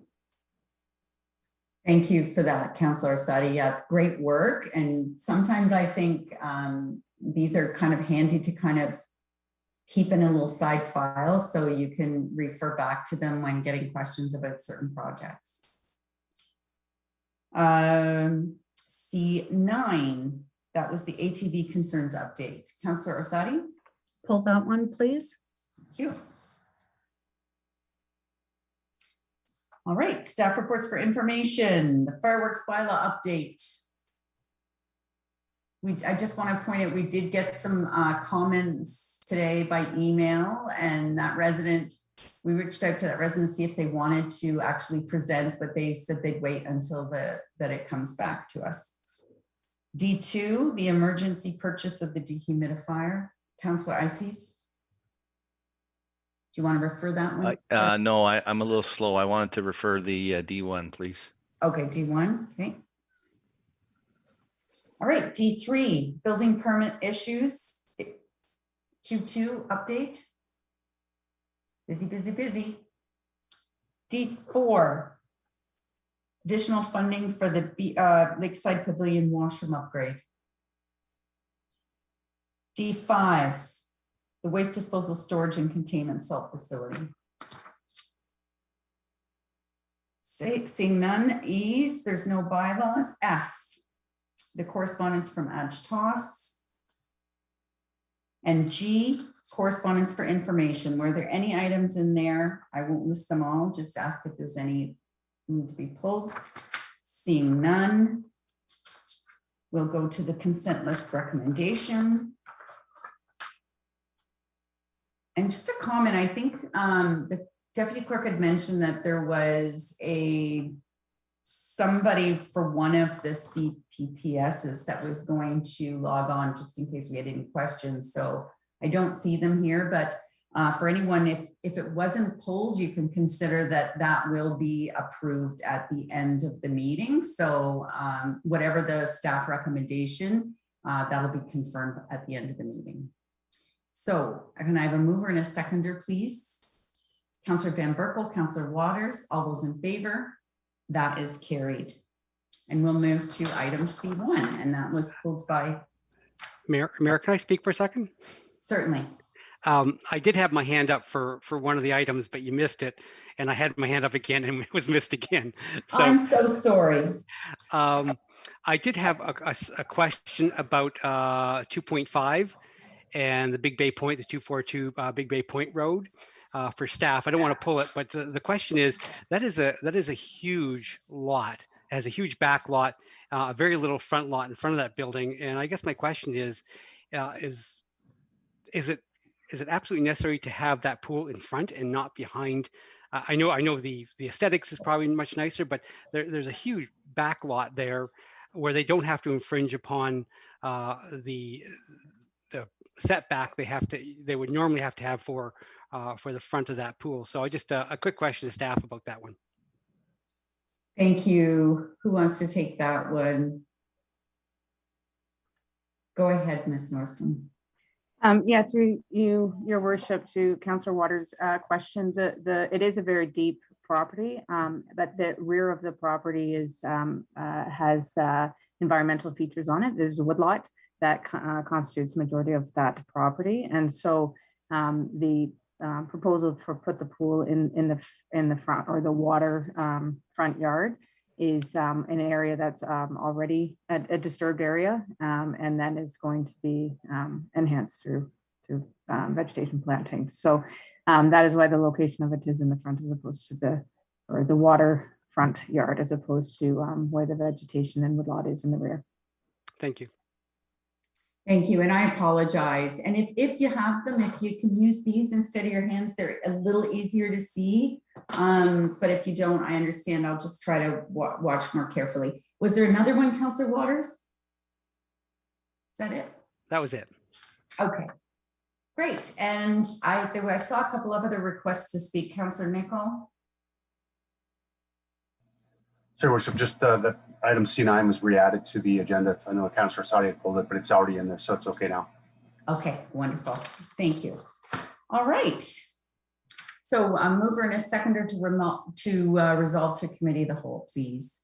Councillor Fowler and Councillor Waters, all those in favor?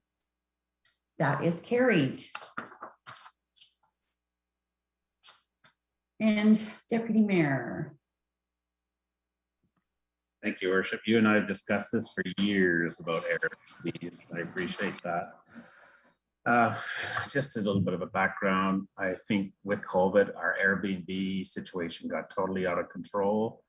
I know that our South Simcoe police, they were taxed to the utmost. Our bylaw was taxed to the utmost. Council was taxed to the utmost with phone calls 24/7 till 2:30 in the morning, dealing with illegal, what I call illegal B&Bs.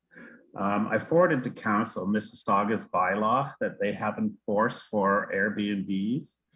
And I'm going through the staff report today. I see some good steps forward with our code of conduct proposal, that it says we kind of consider it. I really think we will introduce a code of conduct for these tenants. I think the problem we have in Innisfil, maybe I know they're doing it in condos in Toronto, is we have 1 or 2 or 3 people buying 5 Airbnb houses, running all 5 as Airbnbs. One guy in particular has 14 Airbnbs in Innisfil. He actually bragged to me that he wants to buy 100 Airbnbs houses in Innisfil and rent them all out. We've had trouble with his properties already. So I would like to see things that Mississauga has done. They have a criminal record check required. You have to be the principal owner. If you have a criminal conviction against you, you cannot get a license. And also too, a nice thing that they have, that once a license has been denied because you have broken the code of conduct or the rules set by the municipality, I would like to say that you have a 2-year wait list possibly to get back on to have an Airbnb. And I know COVID has played a role, but I also like the part in there, which I have here from Mississauga, where the police and bylaw have the right to go in and actually see what's going on in that house while it's being run as an Airbnb. So staff, I love what you've done forward. I think we can tighten it up a little bit, make it a little more unique to Innisfil, because we do have a cottage lifestyle here, and I think the cottage lifestyle is being abused. I will forward this document on to staff. So I would like to see this short-term report updated with tighter restrictions so that our residents of Innisfil are actually respected by the people who come and use these Airbnbs. And one other thing I'd like staff to take note of, a lot of the cleaners who come out to clean these Airbnbs on Sunday afternoon after 2 o'clock and come in on Monday morning early before the next crew come in, are using all our waste buckets around the town, our different pails, our cans, and dumping the Airbnb garbage in those rather than tag and get rid of them properly. So I'd like that to put into our code of conduct, how they're going to dispose of the waste from these Airbnbs. And let's just keep working on it. I don't think we've got it perfect yet, but I think we can really, really work on it a little bit more. Do you have a seconder, Deputy Mayor? Kenneth Fowler seconded. Councillor Van Berkel. Thank you, Your Worship. I agree with pretty near everything that the Deputy Mayor has said. I think one of the problems is that I have, as you know, you got the complaints because I sent them on to you, quite a few in my area, but I have also quite a few in the subdivisions and you know, in Lefroy, and then I have the ones on the lake in the cottages, and that's where I'm getting the complaints from, because what's happening there is anybody who Airbnbs a cottage, you know, they'll, even if it's $1,500 a night, they will get 15 people together and, you know, pool that money and go in there. So it's a couple $100 for a couple of nights for them all. And, you know, they're merciless. They're there to party and party only, because it's, you know, it's cottage country. It's the lake. We can do this. They set off fireworks. Half of the problems with our fireworks is that they're setting them off, you know, in these Airbnbs. And, you know, the poor neighbors, they can't sleep because they're partying till 3 in the morning. And when they leave the next day, you know, there's beer cans everywhere and they're not picked up. So yeah, the owner, he sends in people, like you say, on a Sunday afternoon to clean it. But, you know, in the meanwhile, it disrupted the people on like 2-3 houses on each side for an entire weekend. And that's what's got to stop. It's not, I don't think so much the Airbnbs in the subdivisions, because, you know, those are mostly people that live there and they have 1 or 2 rooms that the Airbnb, and they're, you know, they're looked after. But it's, I know of one guy, for instance, he advertises as an Airbnb, and then when people, you know, phone him and say, and he says it's $1,500 through Airbnb, but if you give me $1,200 cash and you don't tell anybody, you can have it. So it needs to be licensed. I agree with that 100%. And I think we need like strict fines for people who abuse that law. I really feel like that we need to do something about it. And I know that we sort of have like 2 entities here, because we got Friday Harbor, but I think Friday Harbor can probably, you know, police itself in some way. And then there's the rest that are abusing it. So I strongly agree with what staff has written in the reports. The only thing is I think they got to get a little tougher in some of the things that they've put in there, like the licensing and the, you know, the fines. Thank you, Councillor Fowler. Thank you, Your Worship. It took a second there. There's one question I do have in the report. It's more a matter of figuring out how to enforce it. On page 4, under the licensing bylaw, subsection section D, the town can work collaboratively with the short-term STA brokers, for example, Airbnb, to remove any listings that are in violation of a town licensing bylaw. How do we enforce that? Like, we're going to be asking someone who owns a website that could be, for all I know, in Chicago, you know, to take a listing off Innisfil, and if they don't, how do we work around that? Like, we're trying to get a good rapport with the company, work hand in hand so they win and we win. But if somebody doesn't respect, for example, a house like Councillor Van Berkel said that has 15 people in it one night, and then becomes a problem in one of the wards, what do we do at that point? How do we address it? Mr. Pentikainen? Yes, thank you, Your Worship, and through you to Councillor Fowler. Yes, I did speak with Airbnb and Mr. Rotman last week, and I had this very question as well. And yeah, if you were to look, say, at a listing, an Airbnb listing in Toronto, there's a registration number that's associated with that listing. So that's something that, should our licensing bylaw be put in place, that then each operator would then be required to put their listing number on their Airbnb listing. And also that if there were contraventions against our licensing bylaw, that in speaking with Mr. Rotman as well, yeah, he gave every indication that they'd be willing to work with us and to remove listings should they be an issue within the community. Thank you. Next, I had Councillor Waters. Thank you, Mayor. I appreciate the staff's effort so far. I think what they've proposed is a good first step, but I am in agreement that I think when there's a few other things that we could be doing, and the one that most concerns me is the multiple owners. And I agree. I think Ottawa has in theirs that you have to be the principal owner, so you can't own 7, 10, 15.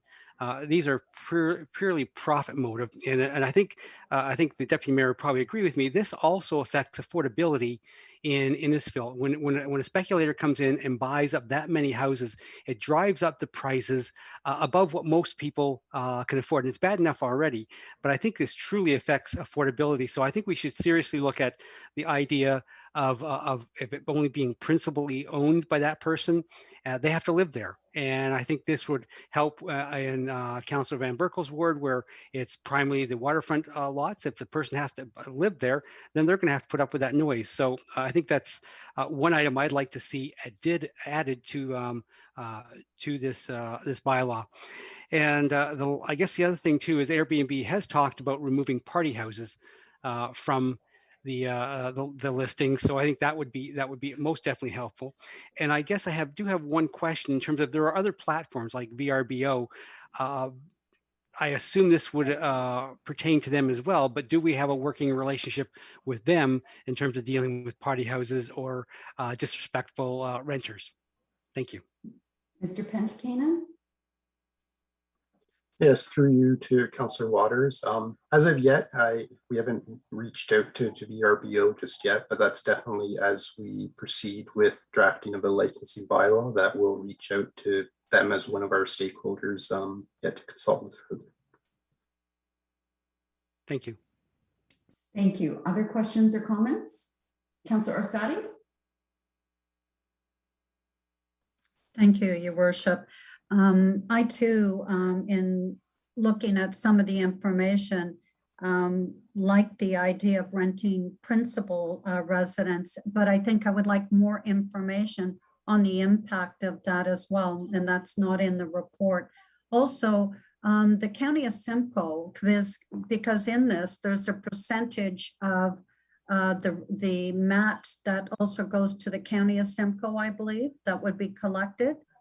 I think was in the report, but was the County of Simcoe not looking at a County of Simcoe wide sort of system that that would work for short-term rentals? And they were looking at different, I believe this Collingwood already has a system in place with taxation, City of Barrie, and I'm just wondering how well that's working there. Just some more information before approving this one. It's a good start. I just think I would like a little bit more information. Mr. Pentikinen, anything to add there? Do you have any information on what the county's doing? My understanding is that those funds would be collected by the County of Simcoe, but we would recover them. Is that right, Mr. Pentikinen? Yes, through your worship to Councillor Sadi. Yes, there are some more details in terms of the implementation that will definitely have to work out in coming back to council with the actual the licensing for collection of the municipal accommodation tax, and it's kind of those details of how it works. Yeah, I was looking at Barrie's example and how they collect the tax, and through a collaborative effort with Tourism Barrie, that then they kind of split the funds. So that's something that with Simcoe County or Tourism Simcoe County being our tourism entity, that we'll have to work in collaboration with them in collecting those revenues potentially. Go ahead, Councillor. Follow up, Your Worship? Yeah, go ahead. Thank you. Mr. Pentikinen, the difference between looking at renting the principal residence for this, for short-term accommodation, as opposed to opening up to multiple properties by individuals. That's not shared in here. And I just wonder if you have comments on that, or is that information that we could get to consider before we consider this? Yeah, through worship to Councillor Orsett. Yeah, I think we may have, apologies that this report it really identifies considerations at this stage, and it kind of gives a list for council to consider, and really appreciate the comments and feedback that have been provided. And it's really helpful that then we can get right down to the details to provide as part of that licensing bylaw. And that's something that will be a consideration that council's expressed the desire for us to consider an owner occupancy requirement for a listing. And that's something that as we start to go through those details a bit further, that would be in that follow-up report coming to council considerations at this point. But the report tonight, it's for us to receive that direction from council to develop that licensing system, and your comments have been very helpful, and then to also receive that direction to implement that municipal accommodation tax.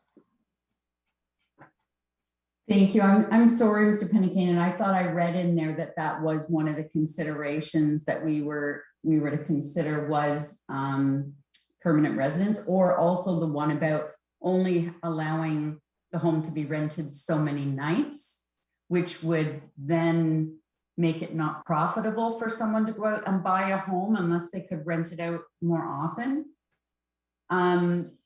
I did have one question on the page 4, and it's item number C, and it said, if necessary, the town may be able to suspend, revoke, or to refuse to renew the license. And I just wondered why the word may, and I'd like a little bit more surety that we would have that ability. Yes, Your Worship. I think the wording's there that we have the option to, and if that's the way that it's structured, we have the option to, then we could do that. So, and that's something that I believe this report I had drafted before speaking with Mr. Rotman of Airbnb. So I think after speaking with him, I do feel that I feel assured that we do have that ability. Thank you. And I liked the idea of limiting the number of occupants based on the number of rooms. And also the consideration, there it is, considering the circumstances when the property that is staged should be occupied by the primary resident. So yes, I had another thought I'd like to put forward, and that's in regards to the Municipal Accommodation Tax and what it could be used for.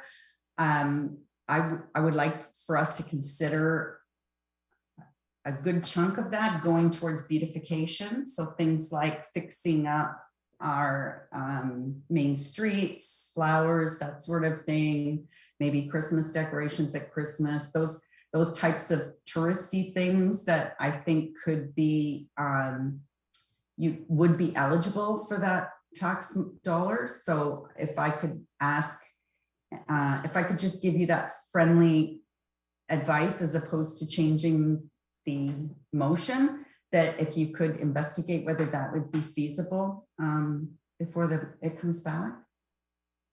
Anyone else? Deputy Mayor Davidson? Thank you. Yeah, in the report, we speak of the demerit points, and just some people are going to push us, and if you got 10, 12 houses or whatever, they'll just move it to the next one. So I'd like to see us really get strong, be one of those municipalities that here's what we're doing. This is the way it is. If you don't like it, don't invest in buying an Airbnb in Innisfil. And I think, Paul, you'd have no problem. You could Google the municipal the bylaw for Mississauga, a short-term rental accommodation license bylaw 02892020. And it gets pretty clear on some very concise concerns and the authority that the municipality has to enforce, so that when our bylaw officers go there, they're not given some song and dance and they walk away and then they have to be back 2 hours later. And I don't want our South Simcoe police having to go to 2 or 3 times to a house on a weekend.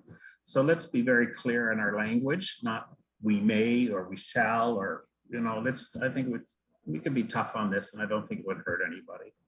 I'm a little bit of a tough guy that way. So anyhow, thank you. Thank you. And I guess, oh, go ahead, Councillor Waters. I'm shaking in my boots from the tough guy comment. I just a question, not a question, but a comment is that, Friday Harbor did say that they were going to try to have their own regulations, so that it might be important to have in this a statement that, Friday Harbor it might be exempt from these items and that they manage their own facilities on site. And that would maybe take a burden off of our bylaw people to rate, because that's where there's going to be a lot of Airbnbs and that's so it's just a comment. If people see that there's an issue with that, I'm opening to change my opinion. But I just thought Friday Harbor might have an exemption just because of its touristy situation, and a lot of people have bought in there as Airbnbs. Thank you. Thank you, Ms. Nordstrom. Yes, through you, Your Worship, to Councillor Waters, it's a great point, and that is something that we touched on just on a high level in the report, but as part of the previous rezoning for the Friday Harbor lands, we too wanted to see that that type of market and that type of accommodation occurring at Friday Harbor, and so as part of the recent zoning changes for the Friday Harbor lands, they are required to put in place a short-term rental program that they're working on by the end of the year. And so we, in terms of our licensing bylaw, will certainly be ensuring that requirement that we obtained through the previous zoning for the Friday Harbor lands is not sort of impacted by this licensing bylaw, and takes into account the short-term accommodation platform that we want to see happening at Friday Harbor as a resort community. Excellent, thank you. Councillor Fowler. Thank you, Your Worship. In regards to follow up with Deputy Mayor Davidson's comment, he mentioned about taking a harder line. Under page 4, under licensing fines and fees, one of the points, it says escalating fines for continued repeated bylaw offenses for short-term accommodation. What are we looking at? Are we looking at what kind of percentage would we be raising? Would it be increasing about 50%? If it's a trouble person, would we be doubling it? Like, what options do we have for something like that? Because if someone's going to be blatantly disregarding the rules that we put in place. And as the deputy mayor said, they own multiple houses. You know, if we're going to hit them, we got to hit them with a pocketbook where they're going to feel it, right? What's the standard that we're looking at roughly? Like, is it percentages or repeat offenses? Are we going up by a grander scale every time, or is it something that's set? Mr. Pentkanen? Through you to Councillor Fowler, that's something that, yeah, hearing from council that you'd like to take a tougher stance. That's where we'd look at best practices, like the Mississauga example that Deputy Mayor Davidson has mentioned. And it's, yeah, it could be higher than just a set amount. It could be percentage based. So we'll definitely take a look at that and yeah, come back with more details, yeah, with the draft licensing bylaw. Thank you. And just also to note that we've mentioned, or I think that there's appetite for council to also look at that you wouldn't be able to own several houses and rent them all out, right? That it would have to be a primary residence. So that would do away with that issue. And then the only other thing I wanted to point out, just to put this all into perspective, is I think the report said we had 226 active listings, and in the last year we received 26 complaints. So there are some good players out there. So we want to make sure that we target those that aren't, and not impact, like not throw the baby out with the bathwater, right? Or not kill a fly with a sledgehammer. Let's kill the fly, and without disrupting people that have. I mean, I've known people that have been renting cottages in Innisfil for 3 generations. So we don't want to disrupt kind of that by fixing this problem. Councillor Orsatti? Thank you. I guess I just have a concern with Friday Harbor. I think it's probably a good idea to start with them looking after their own. It takes the workload off of the town and our bylaw, but I'd like to see it as a transitional, because if Friday Harbor does not do a good job at managing their own, I mean, we are losing that tax, that MAT tax, if they're doing their own, is what I'm understanding. Then that has to go back to the town, because if they're not doing a good job of managing it, and there's a lot of fights or arguments and police are called and everything, then it needs to be back into the town controlling those short-term accommodations with all the same restrictions as the rest of the plan. Yeah, it's just we made that a requirement. Council's already passed that. In order for them to get rid of that 300-day rule, that was a requirement that they had to do. But I hear your point, Councillor. We'd have to cross that bridge when we come to it and see. I think the plan is to look at something like a Blue Mountain, but that'll have to be seen. Councillor Van Berkel, and then we're going to move on. Yeah, no, that was one of my points with Blue Mountain and Friday Harbor. But the 26 complaints, how many were on the lakeshore? Anybody know that? I think most of them. I would suggest you're right. The ones I've gotten, I've only received one that hasn't been on the lake. That's exactly was my point before, that there's many of them in the subdivisions and that, and they're well controlled by the people that own the houses. It's the cottages that are bought just for Airbnb or VOR, whatever it's called. They're party houses. That's what we gotta look at. Yeah, and that I think Mr. Pentkin has done a good job by also talking about a higher licensing fees for those ones. Absolutely. Okay, so we've discussed a lot. There's been a lot of ranting, but there's been no changes to the recommendations. So mover and a seconder to put this on the floor. Oh, we have a mover and a seconder, my apologies. All in favor of the recommendation? Any opposed? That's carried.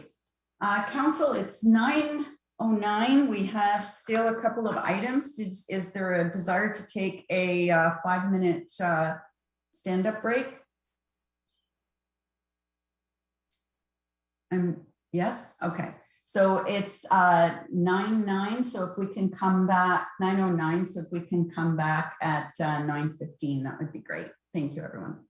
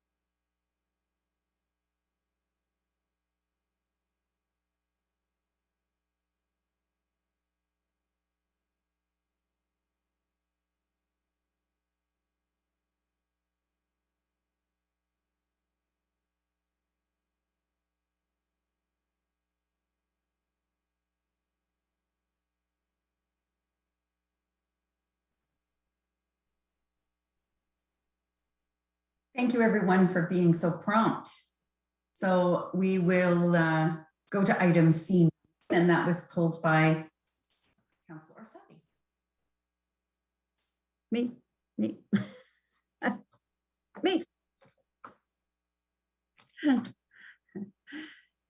Okay, that was pulled by myself, Your Worship. Yeah. Seconded by Councillor Bill Van Berkel. Go ahead. Thank you very much. I, don't want to, I know with concern with the time this evening, I just want to talk about this item because it's been very important in the community, especially, everything during the pandemic and people are at home, they're bored. And, but I want to talk about, especially, I think the main concern that we've had is most of it is our youth and teens that have, parents have purchased these ATVs for children. And I think we need to, as a community, really consider the actions that we take. If you're purchasing an item for a child, you have to consider where are the places that this child or person can use this piece of equipment.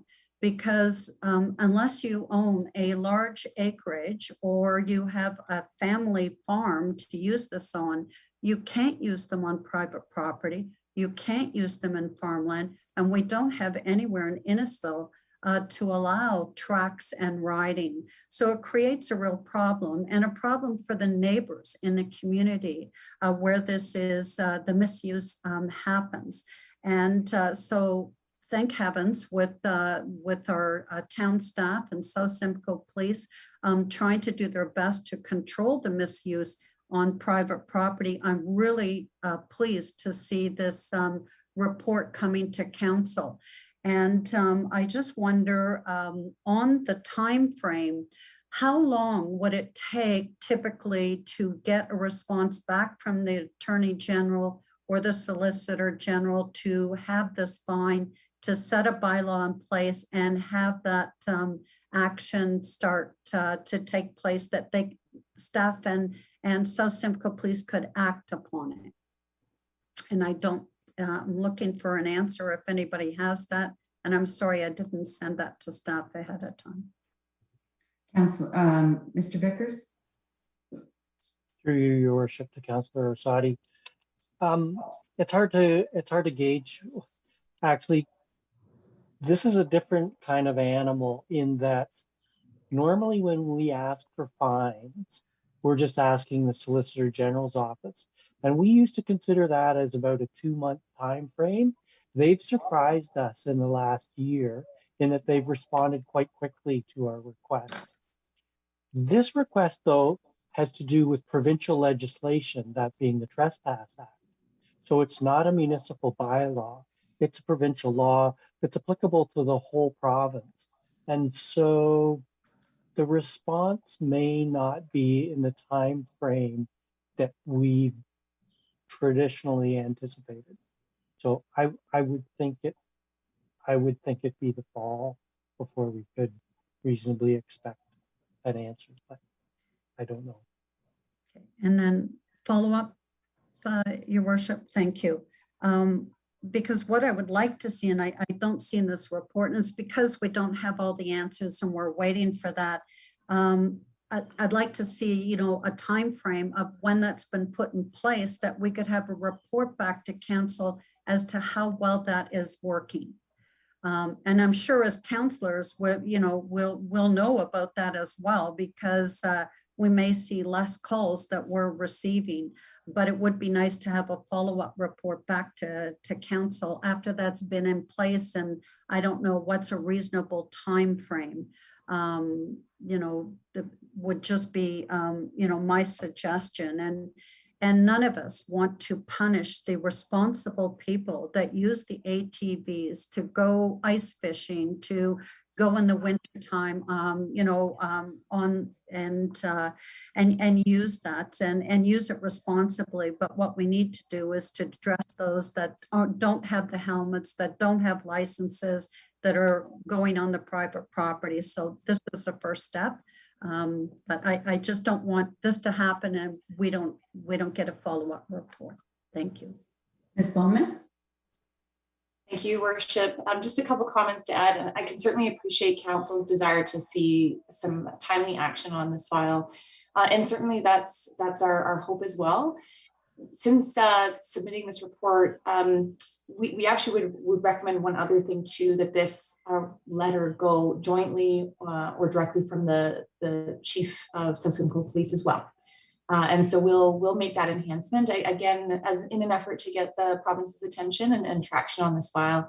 And the chief has also indicated that he has appropriate channels by which he would flag this issue and attempt to have some dialogue on it as well. So we'll make those actions happen in order to move this. And we're more than happy to come back with an update as to our progress, both with respect to getting this change and also the other pieces that we're putting in place in partnership with South Simcoe in order to manage the problem. Thank you.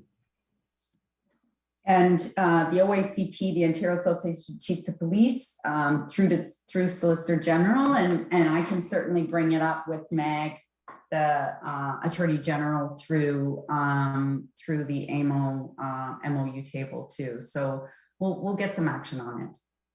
Oh, sorry, I got a bug flying on me. Councillor Fowler. Thank you, Your Worship. One question I do have is the trespassing law is only one of the tools that we can use. Is there something else that exists currently that we can use, like with, for example, lack of safety gear, timing, noise, what other tools do we have aside from the actual trespass law that the responsible owners will not be hit with, but something that we can take and use to corral those that don't think the laws apply to them? Mr. Vickers?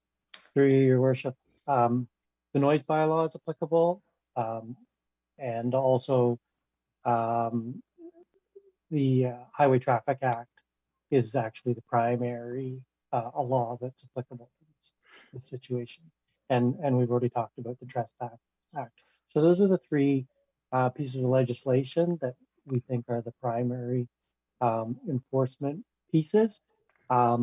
Nicole's team, and you saw briefly Louise there, the legal team, we're all talking and working, and we've met a couple times too with South Simcoe Police. So it's a multi-pronged approach that we're taking. Sorry, the report's not as fulsome as we anticipate to come with in the future. We're thinking that's to come later in the fall, and so this was let's get the request to the province, and we'll continue to work on the problem and the solutions. I know that South Simcoe Police laid some charges in the last few weeks, so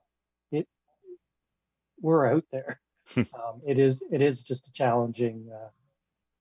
It's kind of a whack-a-mole game, but we're working on it. If I may follow up, please. Can you walk me through the process? For example, I have a piece of property. Someone goes on a four-wheeler. They've got no safety gear on. They're trespassing. I call Bylaw. How does Bylaw stay with the individual, or do they report it to the South Simcoe Police, who then proceed to attempt to intervene after Bylaw leaves the scene? Or I know that there's a team effort here, and I appreciate that more than you know. I just want to learn a little bit more about the process, how it transpires. Mr. Vickers? Through you, Your Worship, when we get we receive a complaint, and so it's prioritized, and we'll get there as soon as we can. We may call South Simcoe Police if we think this is an issue that's related to them as well. And if it's after a certain time, it'll just go to South Simcoe Police. The Bylaw team won't get it. And then we'll attend, but commonly the offense starts in one place, and because we're dealing with moving vehicles, it moves. And so anyway, so you try and figure out, okay, where are the common entry points and exit points, and you try to get there and intercept those that are causing the problem. And I know a couple of those interceptions have happened. So we're also talking about signage, we're talking about community education, We're talking about going into the schools. There's a number of components to this that we're looking at, all in conjunction with South Simcoe Police, because they are the ones who are the real experts on moving vehicles and how to manage them. I don't know if that's a that works answer. perfectly. That's what I needed to hear. Thank you, sir. Okay. Councillor Van Berkel. Thank you, Your Worship. I agree with Mr. Vickers. It's trying to catch a rabbit before it gets down the hole. It's almost impossible. But it's too bad because there are a lot of, people that have these four-wheelers that abide by the laws, and like my area is a little more rural, and they use them to launch their boats and road ends and what that, which is a lot better than cars because they can park 3 times as many when they use these ATVs, which is, as you know, Dudley Street has been a blessing lately because they're using ATVs to launch boats. So type of thing. And it's too bad that there's a few bad apples that spoil it for everybody. And the same in Councillor Nichols' area there. They use them for ice fishing and for launching and doing whatever. So it's not the responsible owners, and there are a lot of them. So I don't like to see them banned because there's 10 or 15 kids that are running around on these private properties. I think we need to do something to educate their parents to make sure that they don't do it again. And maybe a fine is a thing. If they get a fine, a substantial fine, that it'll stop. And I know the problems you're having trying to catch them, believe me, and I sympathize. Thank you, Councillor. Seems to be a theme tonight, which is, the bad apples. Councillor Nicholl. Thank you, Worship. Just following up on Councillor Van Berkel and Councillor Arsadi's thoughts, as identified in the report. I hope we don't punish the majority of law-abiding residents we have in the community, just because of a few specific areas where we have some bad apples, especially in the urban areas. I'm wondering, perhaps just like the BMX pump track, maybe there's an opportunity for the town to look to find a place for these people to go to eventually. And like with this coming through council, I know that this has brought around some private landowners to be approached to see if they will permit access to their areas that are in obviously much more rural areas. So I think it's helping a bit.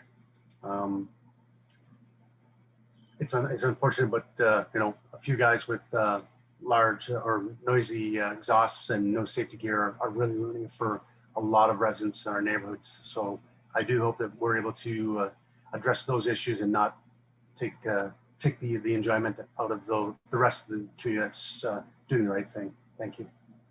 Thank you. Councillor Waters. I might make one suggestion because I like Councillor Van Berkel's suggestion that it's like trying to catch a rabbit before it goes down the rabbit hole. Is that something I've suggested before is that maybe town needs to get a few drones which can easily follow these people back as opposed to racing after them along the streets is something that bylaw might use to their advantage, just to follow them home. Then you just easily go back, send the police there, and you've got video and everything online to not arrest them, but charge them. So just a suggestion. I'm sure South Simcoe Police would love to lend you their drone, Mr. Vickers. Through your worship, yes. We've strategized and we've talked of drones, and actually we've set up a couple of cameras in different locations that we think are strategic. So those kinds of efforts are underway. One of the other good ideas that came out of South Simcoe Police, because they do ride ATVs and are responsible owners and riders themselves, some of them, the provincial association, and I'm not sure what the name is, but there's a trail riding association, just like there is for snowmobilers. And so the discussion is about how do we get the professional or responsible riders and riders association engaged in coming from a different direction to approach those riders in the community to get them on board with, here are the trails, here's the exciting way that sport can go that's organized and safe.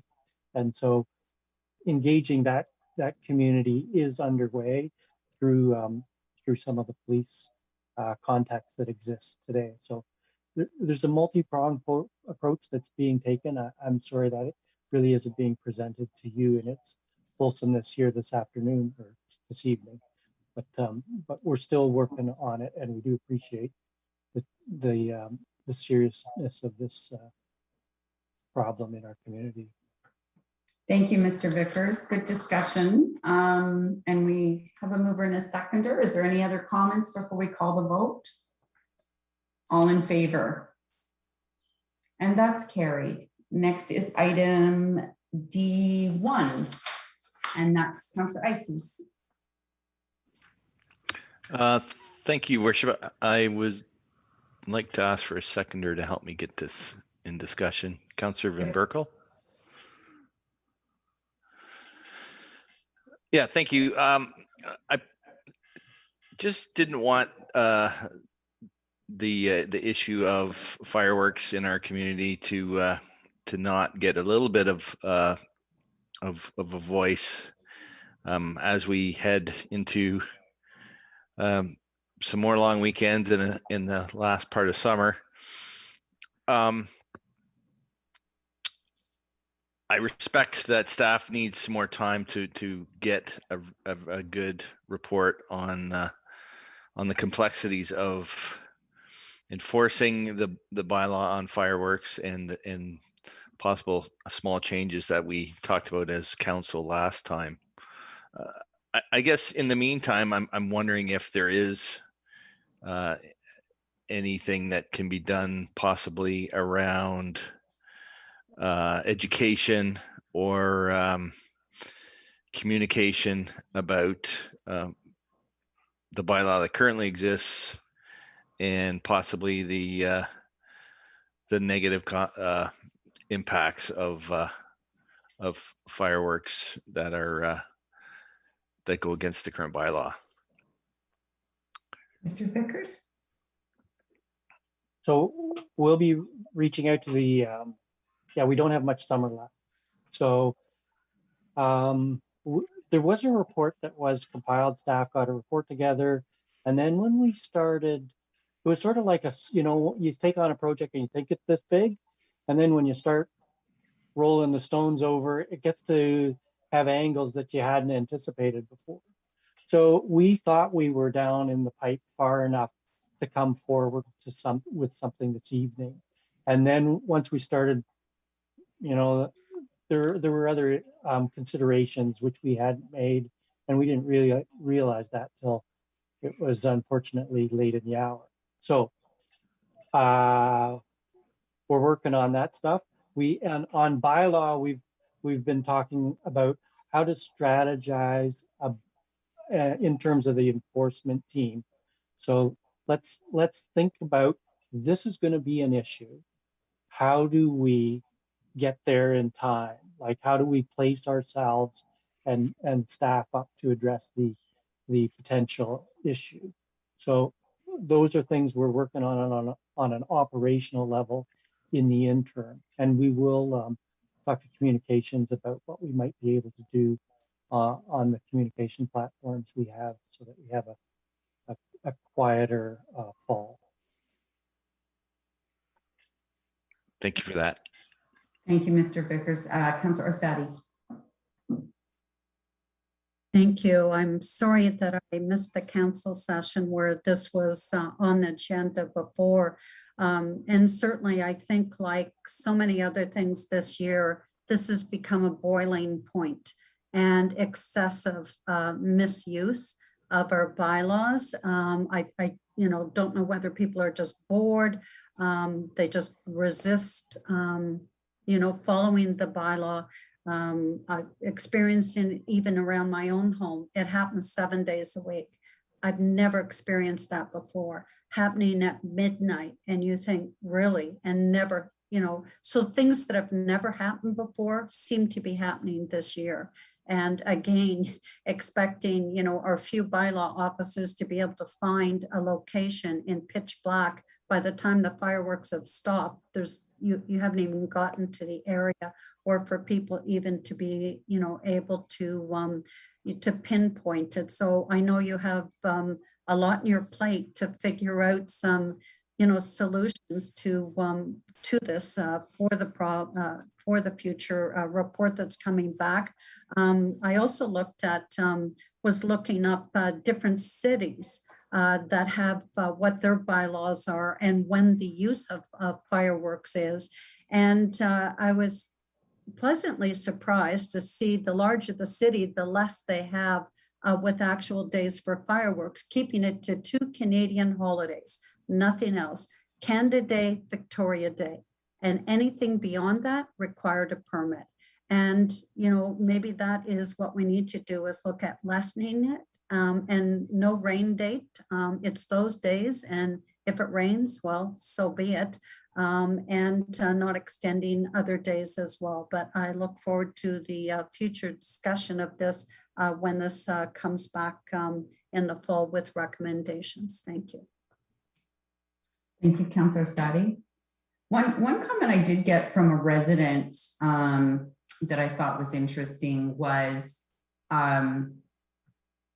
that when we have retailers that are in the town, understanding it, no, we could only do it for retailers it was in the town. So if you go into Jean's Variety to buy fireworks, you have to sign saying, you understand the bylaw. This is my address, phone number. I understand the bylaw, sign it, and leave that some kind of almost kind of like a burn permit. Anyway, I'm just throwing it out there. That was just an idea that a resident who called me had. And yeah, and just to say, Councillor Sadi, it's not just here. I mean, when I speak to my small urban colleagues, it's everywhere. And you have to remember how many people would go to Canada's Wonderland to see fireworks. You'd have several thousand people. So that's several thousand people who aren't getting them there are now buying them and having them in their backyards. So Friday Harbor, places like that, where you had the big shows that haven't been doing them because of COVID. Okay, any other comments? Seeing none, all in favor of the recommendation? That is carried. And I think that's the end of our items. So we'll have our rise recommendation now. And if we could rise and go back to council from committee of the whole, and that is moved by Councillor Ices and seconded by Councillor Orsatti. All those in favor? That is carried. Next, we have adoption of the recommendations from committee of the whole by council, and that's moved by Councillor Waters, seconded by Councillor Van Berkel. All those in favor? That is carried. Any announcements for council this evening? And then I have to, I know it's late, but I do have to take a moment and acknowledge the passing of a long time Innisfil resident in his 93rd year. In fact, about 3 days after his birthday, he passed. His name is John Wardrop. And John, very staunch community supporter, followed council all of the time.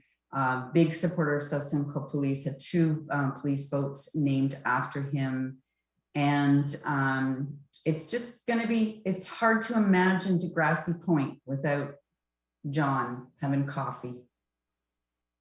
He'd have this Men with Coffee every morning at his house. And from time to time, he'd break the rules and let me come.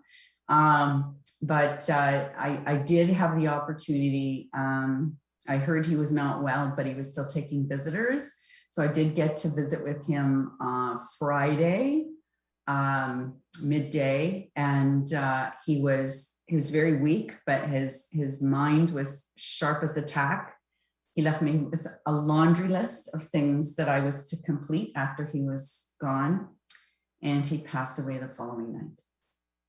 So our hearts and our condolences go out to the family. And I know that we have on the books the John Wardrop street sign that is yet to be placed, but we've already approved to have a street named after him. And I promised him I would make that happen. And that made him very happy. So with that, I will say good night to everyone, and we see you in, get a little bit time off again, but I can't believe that it's been since June 26th since we've had a meeting. It seemed to be like a week ago, but that's how fast the summer's gone, certainly. So motion, mover and a seconder for the confirming bylaw, please. Deputy Mayor Davidson and Councillor Waters. All those in favor? That is carried. And now for adjournment, and that will be moved by Councillor Nicol and seconded by Councillor Fowler. All those in favor? That's carried. It was a long night, staff and council, but we got a lot accomplished, and I appreciate everybody, all of you who are still hanging in there online. Thank you so much, and have a good evening or the rest of it. Good night, folks. Night, everybody. Good night. Night, everybody.